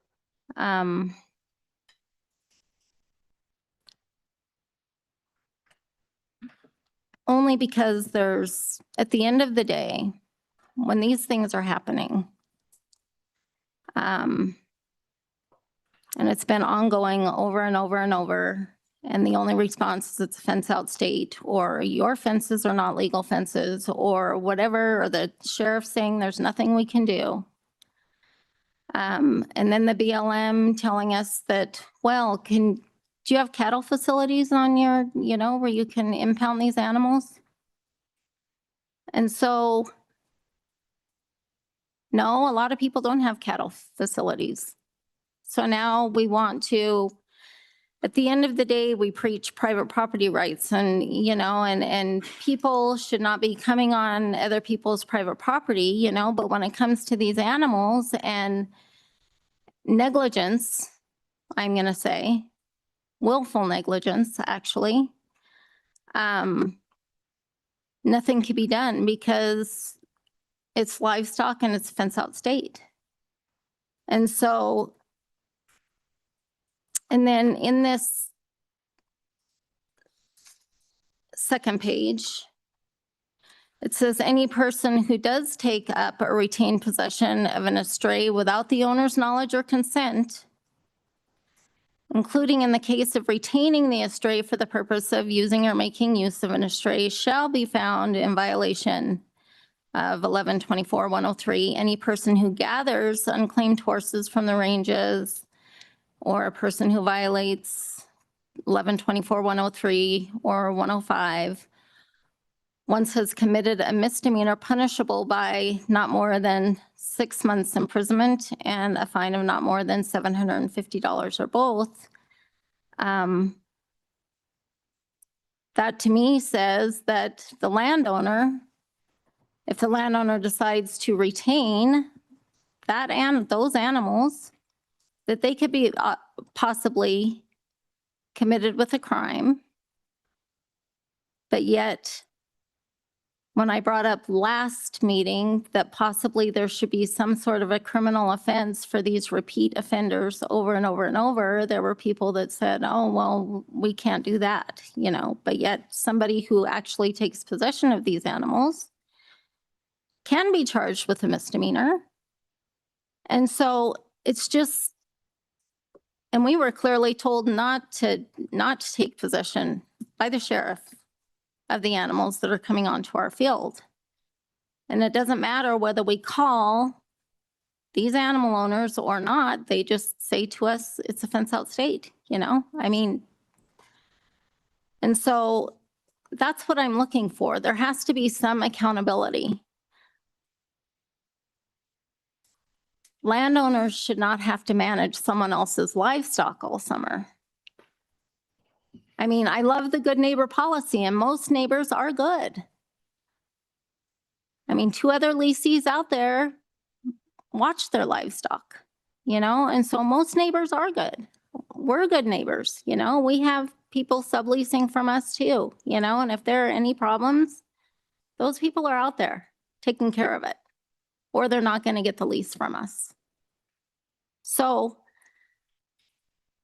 at the end of the day, that's what I'm looking for here. I'm looking for some sort of accountability, and it doesn't matter whether it's sheep or cattle or whatever. And most sheep outfits have sheep herders, but a lot of times these sheep herders aren't keeping their animals, even with a quote unquote legal fence, aren't keeping their animals off of people's private property either. And they're destroying trees and they're destroying gardens and they're up on people's decks, and so this is what I'm talking about, and I'll probably be labeled as anti-agriculture now too, but at the end of the day, people need to be responsible for their livestock. And so that's what I'm looking for, is something for a bad neighbor. Some sort of a bad neighbor policy, because the BLM is telling me, oh, well, they can take someone's leases away, but only if it's federal to federal. Only if it's BLM land and those people are trespassing on another BLM lease. They can do nothing on a BLM permit that is constantly trespassing onto private. So,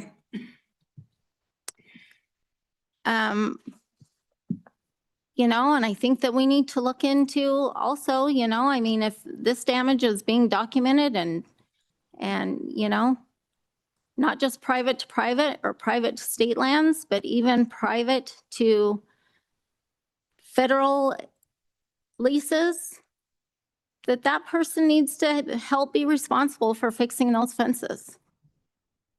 And they need to be responsible for their livestock. Thank you. Senator. Comments on bad neighbor remedies? Mr. Chairman, no, but I do have a couple comments based one on Senator Pearson talked about, use the phrase animals at large, and just, I'm sure the committee knows there is statute referring to animals running at large, but that is mostly confined to fenced highways, animals that are on highways. That is a criminal offense. That is something that the sheriffs cite for pretty regularly. Somebody that grazes the ditches and puts the public safety at risk or something like that. It's a different kind of a statute. And quickly on, she did read the part about if you take up or retain possession of an estray without the owner's knowledge or consent, that's not necessarily as much a criminal offense as is to tell you you have the responsibility to let that person know you have their stray. That's what that is. And if you don't, and you borrow that bull and kick him out with your cows on the other side of the place, then there might be an issue. Or if you borrow that horse and use him, there might be an issue. And I would just caution that the unclaimed horses is a whole different can of worms. That has nothing to do with this. So I understand your problem. I also, and I don't know your exact geographic circumstance, but when you touched on private, federal, potential state, I don't know who's fenced, I don't know who's not, I don't know how big the permittee allotment is in that.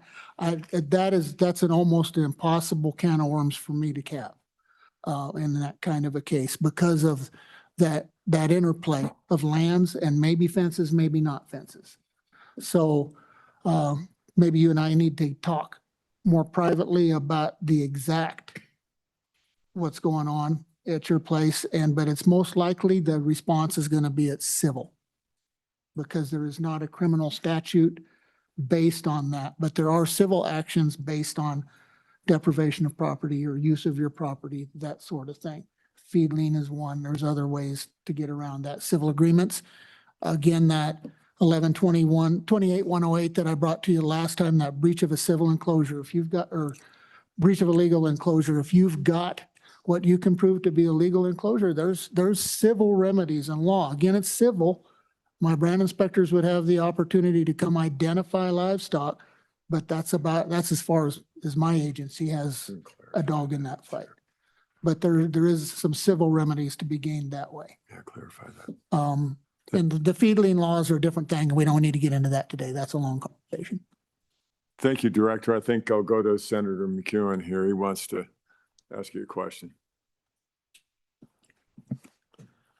I just want to make sure I understood this from last committee meeting and this committee meeting. If I build a legal fence and I can prove it's legal and the livestock busts through it, then there's civil remedies, but no criminal remedies. Go ahead, Director. Mr. Chairman, Senator, yes, that's right. There are civil remedies for damage done by those livestock while they're in your legal enclosure. But there is not a criminal penalty there. There's two ways. There's an arbitration method or there's a take a case to circuit court method. Two ways to deal with that, both of which would wind up in circuit court if the arbitration gets that far. But that's all civil. And one quick. Yeah, go ahead, Senator. So if I follow through with the civil remedy, what kind of timeline am I looking at? Any guess? Mr. Chairman, Senator McCune, I'm not going to take much of a shot at that one. That depends on court dockets, that lawyers, that depends on discovery, that depends on a lot of stuff. I won't take a shot at that one. Go ahead. So it's safe to say it won't be a quick process. Pretty safe to say, Senator, yes, Mr. Chairman. So guess I'm having a hard time wrapping my brain around what's going on at her place. And I'm making the assumption it's a legal fence. They break through the legal fence or any place. You have them taken back, you fix the fence. And then while you're waiting for your first criminal or civil proceedings to go through, they do it again. So you could quite possibly have 2 or 3 cases going to court, couldn't you? Mr. Chairman, that's not impossible. I won't deny that. If this committee wants to take up the wrestling of trying to figure out how to determine wanton and willfully and all of that stuff that they're straying and stealing your grass, then you could have some criminal statute. But right now, we don't have any avenue to pursue that. That's where we're at today. Mr. Chairman, if I may. Yeah, go ahead. Senator McEwen, if I'm remembering correctly from the previous memo, it talks about those being separate offenses. So it would be if some animal broke through the legal fence, you would have a cause of action based on that. You have the cause of action pending, you've rebuilt your fence, they break down the fence again. That would be a separate legal action. So yes, and these would be civil legal actions and not the sheriff writing you, like taking you to jail. Like it's not a criminal action. Does that make a bit more sense? It makes absolute sense. I guess my thought on it is maybe we do need to look at something because you could have 2, 3, 4 civil cases backed up waiting to get to district court. And I'm assuming they take and dispose of one of them at a time. Mr. Chairman, may I opine for just a second, which is something you'll rarely ever hear me do with you, is having said what I just said about if you wanted to pursue, I would also ask that the committee would have to delve deep into the potential consequences of doing something like it. And the first one I would see is you've got just an ongoing range war then. You have neighbors after neighbors after neighbors sending the sheriffs out there for everybody. So I think that's the first consequence you need to weigh. Is that the road you want to go down? Or do you want to figure out some way to deal with this through the existing system or a modification of the existing civil system? Thank you, Director. I'll go to Senator Crago. He's had his hand up. Thank you, Mr. Chairman. So I just was going to note, I mean, I've had clients go down this road before under 1128-108. You can corral their animals. You can hold however many animals that are necessary to pay for your damages or what you think are your damages until the court gives you judgment or the arbitration renders a decision. So there is a way to make sure you get paid, and B, you're going to be holding the neighbor's animals sort of as a bailee until they show up and pay you. And so if that happens very many times, they're going to figure out a way to keep their animals off of your place. Obviously, the caveat is you have to have a lawful fence. If you don't have a lawful fence, none of this applies because we're a fence out state. So I just was going to mention that is within the statute. There is a remedy and it does work. I mean, I've seen it work. So thank you, Mr. Chairman. Thank you, Senator. Senator Pearson. Thank you, Mr. Chairman. So in that instance, then the property owner has to, once again, manage someone's livestock and feed them for however long this takes for this case to be settled. And another question that I would have is, so if the livestock board comes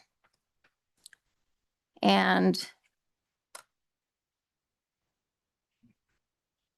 the owners of the animals come and get their animals, does the livestock board tell them that they are no longer allowed to turn those animals that are constantly breaching the fence, that they're not allowed to turn them out in that area again? Or can they just come and get them and drive to the other side of the river and turn them out again so that they're back in the fence the next day? Go ahead, Director. Mr. Chairman, Senator, we can't manage anybody's business model. We can't, we don't have the authority to tell them that that particular animal is the breachy one and it's got to go stay home. No, we don't have that authority.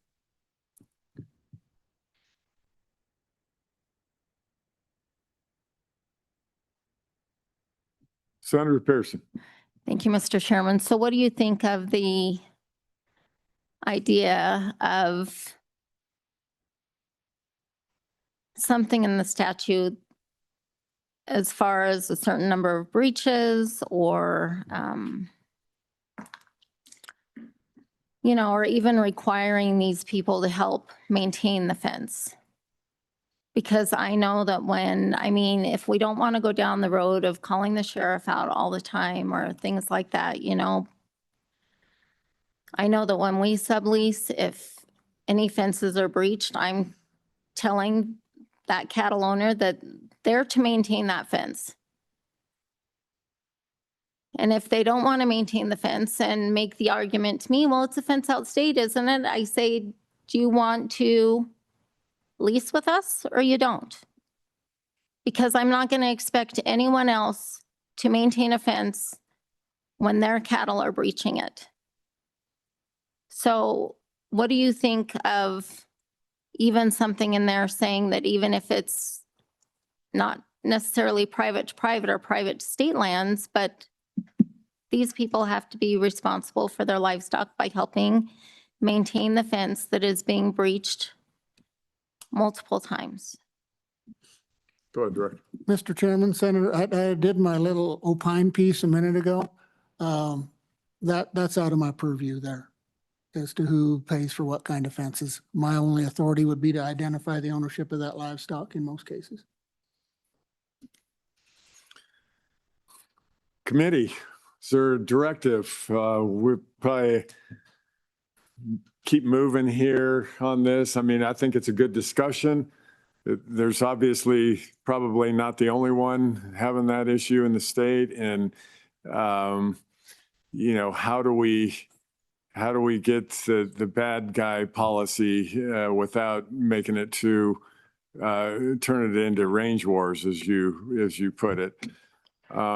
I don't know. Senator Pearson, you're sort of, this was a subject you wanted to hear, and we know that, and we want to, you know, help you with this if there is a way to do that and without making deeper rules, regulations, range wars, whatever out there. Do you have a suggestion on drafting something, Senator Pearson? Let's start there.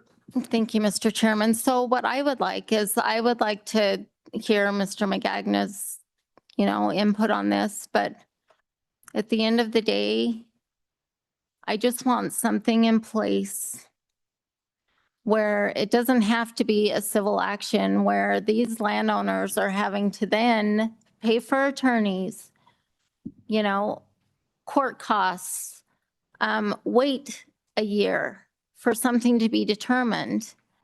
I would like to hear what Mr. McGagna has as far as maybe some sort of a solution on this, but at the end of the day, I just feel like I realize it's a fence out state. I get it. And I would never want to change that because it would be almost impossible to even fathom, especially in the checkerboard area, you know, I mean, private landowners trying to, you know, fence off land. And so I'm just trying to come to some sort of a solution where landowners that this is impacting, and it's not just us. I mean, yeah, it's been us for 20 years. I mean, we probably have, I don't even know how many times, but I can tell you that my family is daily spending 4 hours managing someone else's livestock so that they don't breach the fence. And I have maybe a few people online that want to testify on this matter, but I just think we need to figure out something for the people that are not good neighbors and try to figure some sort of a resolution. Mr. Magagno, would you be so inclined to bring some of your wisdom to the table here and chime in? Yeah, go ahead, Representative Davis, and then we'll go to Mr. Magagno. Thank you, Mr. Chairman. I thought I was going to have to do a rain dance there for a minute. Sorry. I guess I'm confused here. We're looking at accountability for livestock, or is it the quality of the fence that what are we looking at here? Is it the fence? Is it the livestock? Is it, I guess I'm a little lost here at what is the issue here that's causing this problem? Is it the quality of the fence? Is it the type of the fence? Or is Thank it you. the type of livestock? Are they bucking stock? Are they beef cattle? Are they, I guess I'd like a little clarification. Thank you, Mr. Yeah, Chairman. go ahead, Senator Pearson, kind of keep it direct and, yeah. Representative, they are beef cattle. We have a fence around our pivots. And of course, it's not the cattle's fault. The cattle are hungry on the outside of the fence. But these producers know that there is an issue there. And they just refuse to come and manage their livestock every day. And in the end, I'm going to tell you a story about what happened in all of this. My dad pushed the livestock out of our fence, and also, wait, can I go back for 1 second? Can I ask you, Mr. True, what does it say as far as how many feet or yards that you can push these animals away from your fence? Because I'm told that it's like only 100 yards. You can't push them any further than that. Is that true, or? Mr. Chairman, Senator, I'll have to look that up. I'm not. Okay. There's a couple different ways. There's driving from the home range. There's a couple different statutes relating to that. I'll have to look that up. I couldn't tell you right now. Okay, thank you, Mr. Can we go Chairman. to Mr. Magagno, or go ahead? Yeah, so. Wrap it up. It's just a continuous problem, breaching of the fence, or we're having to push them off every day, morning and night, to keep them from breaching the fence. But the story I was going to tell you is we push these animals outside of our area. And my dad went around to check and see where these animals were, and they were on the county picnic grounds. The county asked my dad to push these animals out of the county picnic grounds because they were preparing for a wedding the next day. So he got his dog and was pushing the cattle out. Well, the cattle owners saw him pushing them out of the county picnic grounds, and they sued my dad and convicted him because it's not our land, the county picnic grounds. And then when it came to the day of the trial, the county officials wouldn't come and testify on his behalf. So he was convicted of that and issued probation. And mind you, one of the county officials is an elected member of that family. So these are the games that we play.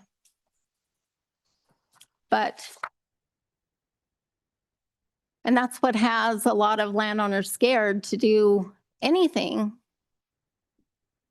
with these animals that keep breaching onto private property. And we have no help in that. The BLM won't help us. Sheriff won't help us. You know, and at the end of the day, if you're being a neighbor and you're, you know, accountable for your livestock, it's not a problem. And 99% of livestock owners in Wyoming are great. And they come and handle the problem immediately. But that 1% is ruining it for everyone else. Thank you, Mr. Chairman. Thank you, Senator Pearson. Okay, Mr. Magagna, go ahead and tell us what you would suggest in this situation. Thank you, Mr. Chairman. First, I want to correct the record. I'm not bringing any wisdom to the table. I just have a couple thoughts I would share with you.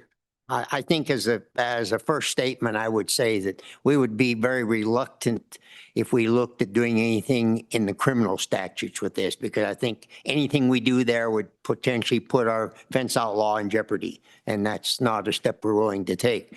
Having said that, the issue needs to be addressed. And I think the couple of places that I would first look at, and I don't understand all of the circumstances of land ownership pattern where this is happening, but as has been pointed out, if it's private land, you can build a legal fence and you can require that other party to be responsible for half the cost of the fence construction and for half of the cost of the maintenance of the fence, at least. Assumption generally is that the legal defense as defined in statute would be adequate if it's properly maintained to keep cattle out. Normally, that's the expectation. If that's not the case and it's a properly maintained fence, perhaps we need to appropriately look at the definition of a legal fence and strengthen that definition. That would be one avenue that might be open to be explored. The second avenue is, and this may not apply in this case, if there's state trust lands involved, then I think that's a place where the legislature could have some impact. And you've addressed this issue before with regards to trust lands. And if this is happening because the animals are being starved out there, there's not adequate pasture for them, then I think that would be an appropriate place for the if it's state trust lands that directly borders it, of still being able to hold them responsible for 50% of the cost of the fence, or hold the state responsible, which then under the law, they can pass that responsibility on to the grazing lessee.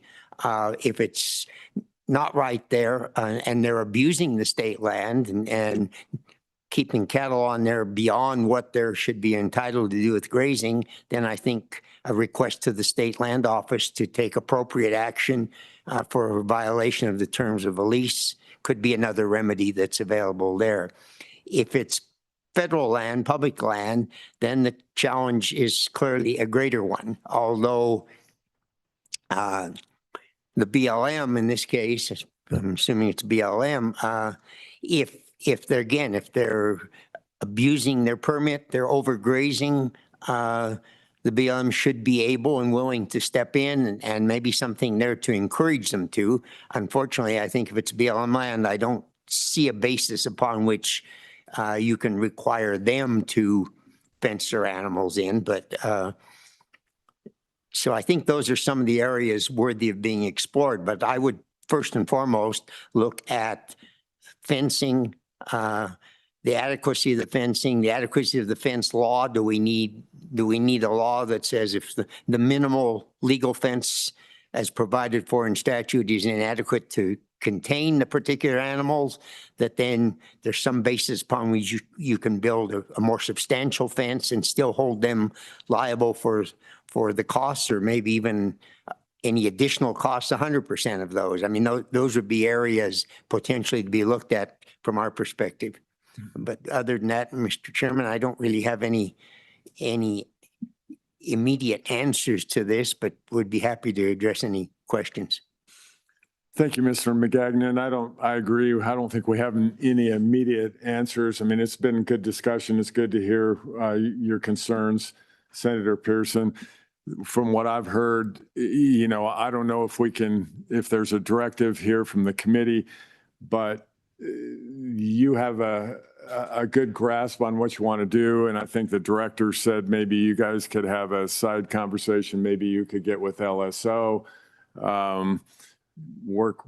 get some advice from Mr. McGagnon on how to make the stock growers happy with anything that maybe comes up. But it's open for the committee. Those are just my comments. And we could kind of go round and round on this thing with what you're talking about there without coming to any resolutions. So if the committee has any other ideas, I'm all ears. Yeah. Senator Pearson, go ahead. Thank you, Mr. Chairman. And I'm willing to work with the Livestock Board, Mr. McGagna, to try to come to some sort of a resolution. But I would like for the committee to hear testimony from other livestock producers in the state and see if they have any sort of solution as well. And so I would just like to add that immediately adjacent to our fences and across the river is, am I allowed to say names here? Or no, is Rock Springs Grazing Association. All the BLM land, and that's who these animals are coming in on a BLM lease. All of the BLM land is up by the highway, not down by the river. And so to ask the BLM or Rock Springs Grazing Association to fence that land would be almost impossible. But it's not a Rock Springs grazing lease, so it's not private to private. The lease is actually a BLM lease. It's not a private lease with Rock Springs Grazing Association. It's not a state lease. So anyway, but I'm happy to do that. But I would like to hear the testimony from the people online that may want to speak. Thank you. Thank you, Senator Pearson. And yeah, appreciate you bringing this up. Just remember, one size doesn't fit all on this. So we kind of got to cover the whole state and make sure everybody's happy with whatever is worked on here. LSO, is there people online to, yeah, I guess if Savannah, are you finished with your report pretty much? Go ahead. Mr. Chairman, yes, I am, and I won't be too far away if there's further questions. Okay. Thank you for your good report here today. All right, let's go ahead and bring on whoever's online. Mr. Chairman, we have John Aramusbi, but he is not joining us as a panelist.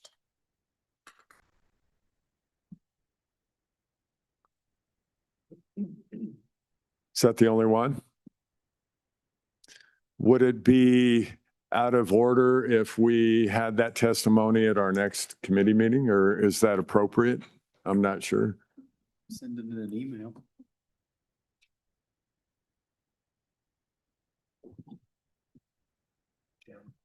Yeah. Go ahead, Anna. No, I didn't. So let's go there if there is in public testimony. Sure. Okay. Thank you.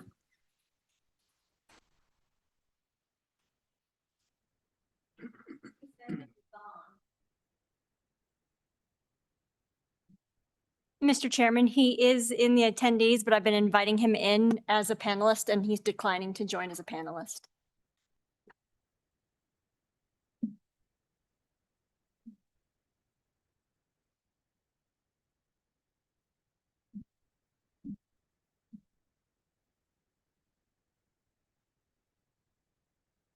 Give him a minute or two here and we'll move on.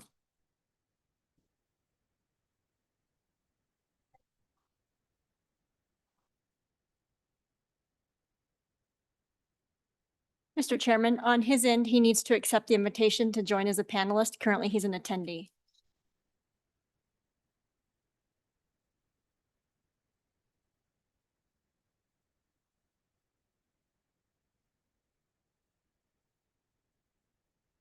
So we think can we get him in the right lane to get him online, or are we pretty much out of bounds?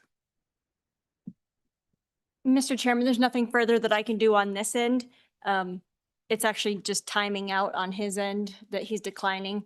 So Okay. he just needs to see that I'm trying to promote him, and then he needs to accept that invitation to become a panelist. Thank you. Okay, committee. That sort of wraps up what we're doing here today. Is there any further discussion to wrap it up? Representative Ottman, excuse me. Thank you, Mr. Chairman. I was just wondering, are we going to get a recap from LSO of what we've done and what we're looking at for the next meeting? Thank you, Representative Ottman. LSO, did you hear that? And go ahead and give us a recap if you would.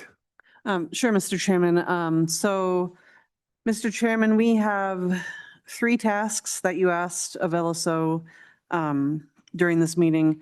First, for the pregnancy checking bill draft, we're going to create a bill draft that would amend the Veterinary Practice Act that would allow lay people to do pregnancy checking on cattle and sheep. So I'll work on that for the next meeting. As far as the water rights subdivision bill draft, that one passed for sponsorship, and I will get that drafted up and sent to the chairman as soon as I can, or finalized and sent to the chairman, I meant. And then as far as the food freedom bill draft, that one was also passed for sponsorship with one amendment, basically taking out a list of things that the Department of Agriculture wasn't allowed to give exemptions for. And that is the entirety of the tasks for LSO. I would be happy to answer any questions. Yeah, thank you, Anna. And on that note, would you tell us when the next scheduled meeting and where that is, and if there's anything else on the agenda outside of those items that you mentioned? Mr. Chairman, that's September 21st and 22nd. I have a feeling we could probably get done in one day, though. And I believe right now we're scheduled to be in Sheridan. And so I suppose at the next meeting, we could discuss food freedom and fencing again if necessary. Thank you, Anna. Committee, is there any comments on that agenda and that location? Is everybody good with that? I guess we'll shoot for that, because I did notice that on the website that it mentioned, did it mention Sheridan already on the website? Okay, it did. Okay. But Mr. Chairman, that's chairman's prerogative. I mean, if we change the location, that's up to you. If anybody feels strong otherwise, if not, we'll leave it in Sheridan. And we'll shoot for one day if that's good with everybody as well, if we can get it all in then. Okay. Senator Pearson. Thank you, Mr. Chairman. So John Aramosby said that he accepted, but it didn't work. Is he still on? And I just feel like he's been listening for the last 2 hours or 3 hours or whatever, waiting for his time to testify. And I think that we need to try to get his testimony again. So, because he's spent a lot of his day listening and trying to get on to testify. So, thank you. Committee, I think it's fine. If he spent all day, let him, we'll work him in. Yeah, absolutely.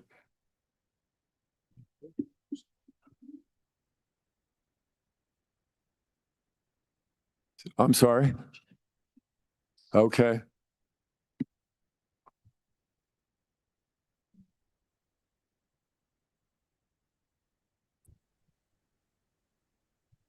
Can you hear me? Yes, go ahead. State your name and tell us about yourself. Mr. Chairman, Senators, my name is John Aramosby. I'm with G&E Livestock. I ranch up in Sublette County and Sweetwater County. And my situation isn't quite as critical as Laura described, but I do have an issue with the damage to the fences. I have a similar situation in Farson where the cows that graze on the BLM allotment are constantly pressuring my new fence, which is only 4 years old, and it's a good fence, but they've damaged the fence so bad that I'm going to have to go in and do a lot of repair. And where I'm looking at it is, at some point to me, it feels like that the person doing the damage to my fence has some responsibility in repairing that fence. The cows haven't breached the fence, but if I go on and don't continually repair the fence, they will breach it. And I'm looking at, like, could there be a modification to the fence outlaw that does say something to the effect that damage to a well-working, a good fence, that the person or the livestock damaging the fence, the owner of that livestock, has the responsibility to fix that fence.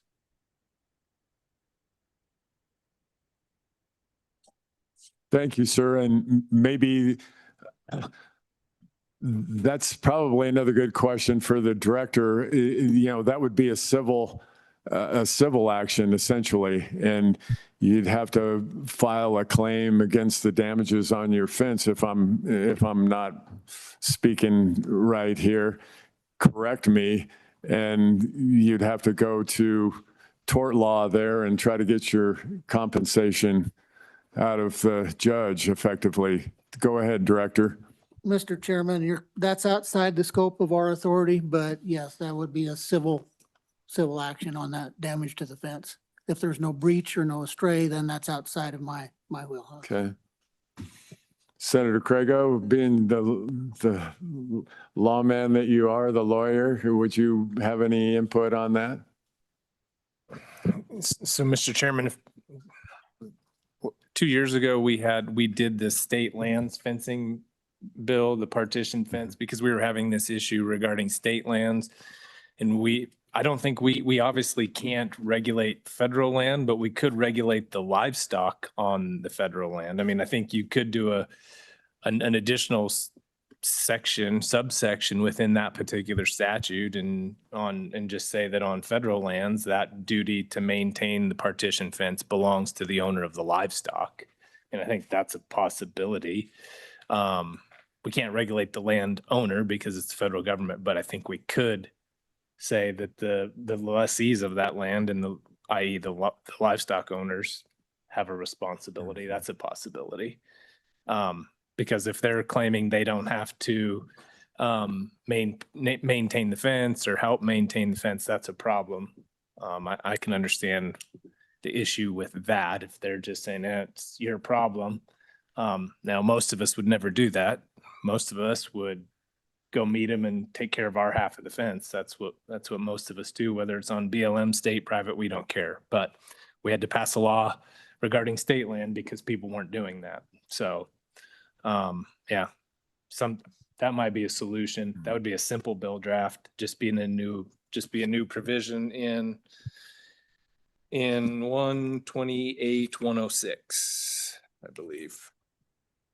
Yep. Excuse me, 1128-106. It'd just be a new subsection D. That's good comments. Thank you for that, Senator Crago. Any other lawyers on the panel here want to chime in? I think there is any. Okay.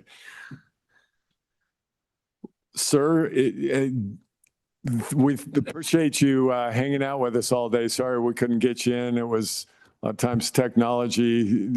Any final comments, brief, since you hung out with us all day? No, thank you for hearing me, and I appreciate your time. Thank you for testifying today. Appreciate it. Okay, thank you. Okay, committee, I think we're wrapped up. Is there a motion, Representative Davis? Thank you, Mr. Chairman. So then, are we directing LSO to draft that? Or with just where it's at? I guess is my question. The comments from the good senator.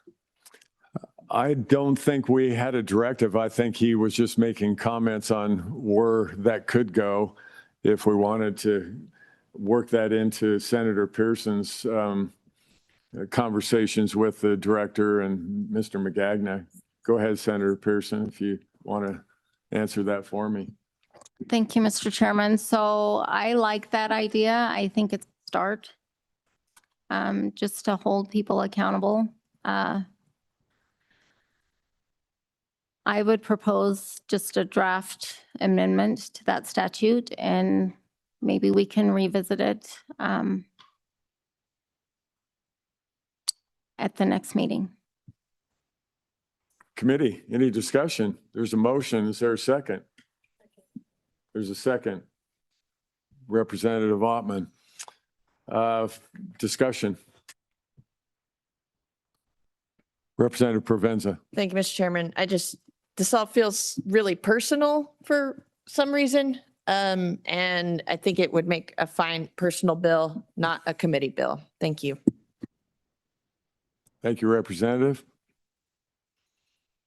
Further discussion? All those in favor of Senator Pearson's motion to have LSO draft a herd management bill, effectively civil penalties on, I'm not sure exactly, could LSO sort of articulate what Senator Pearson is asking for the draft?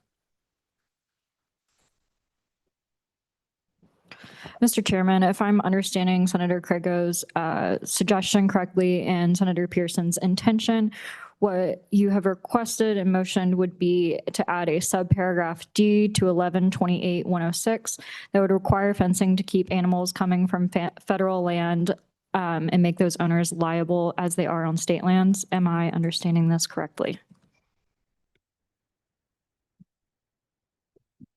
Thank you for that, Savannah. Mr. Chairman. Yeah, go ahead, And Senator. I haven't put any great deal of thought into this other than sitting right here today. So I'm not even sure I'm in support of the idea. It's just a possible something that popped into my head. So take that with a grain of salt. I mean, I don't mind us looking at it again at the next meeting and talking about it.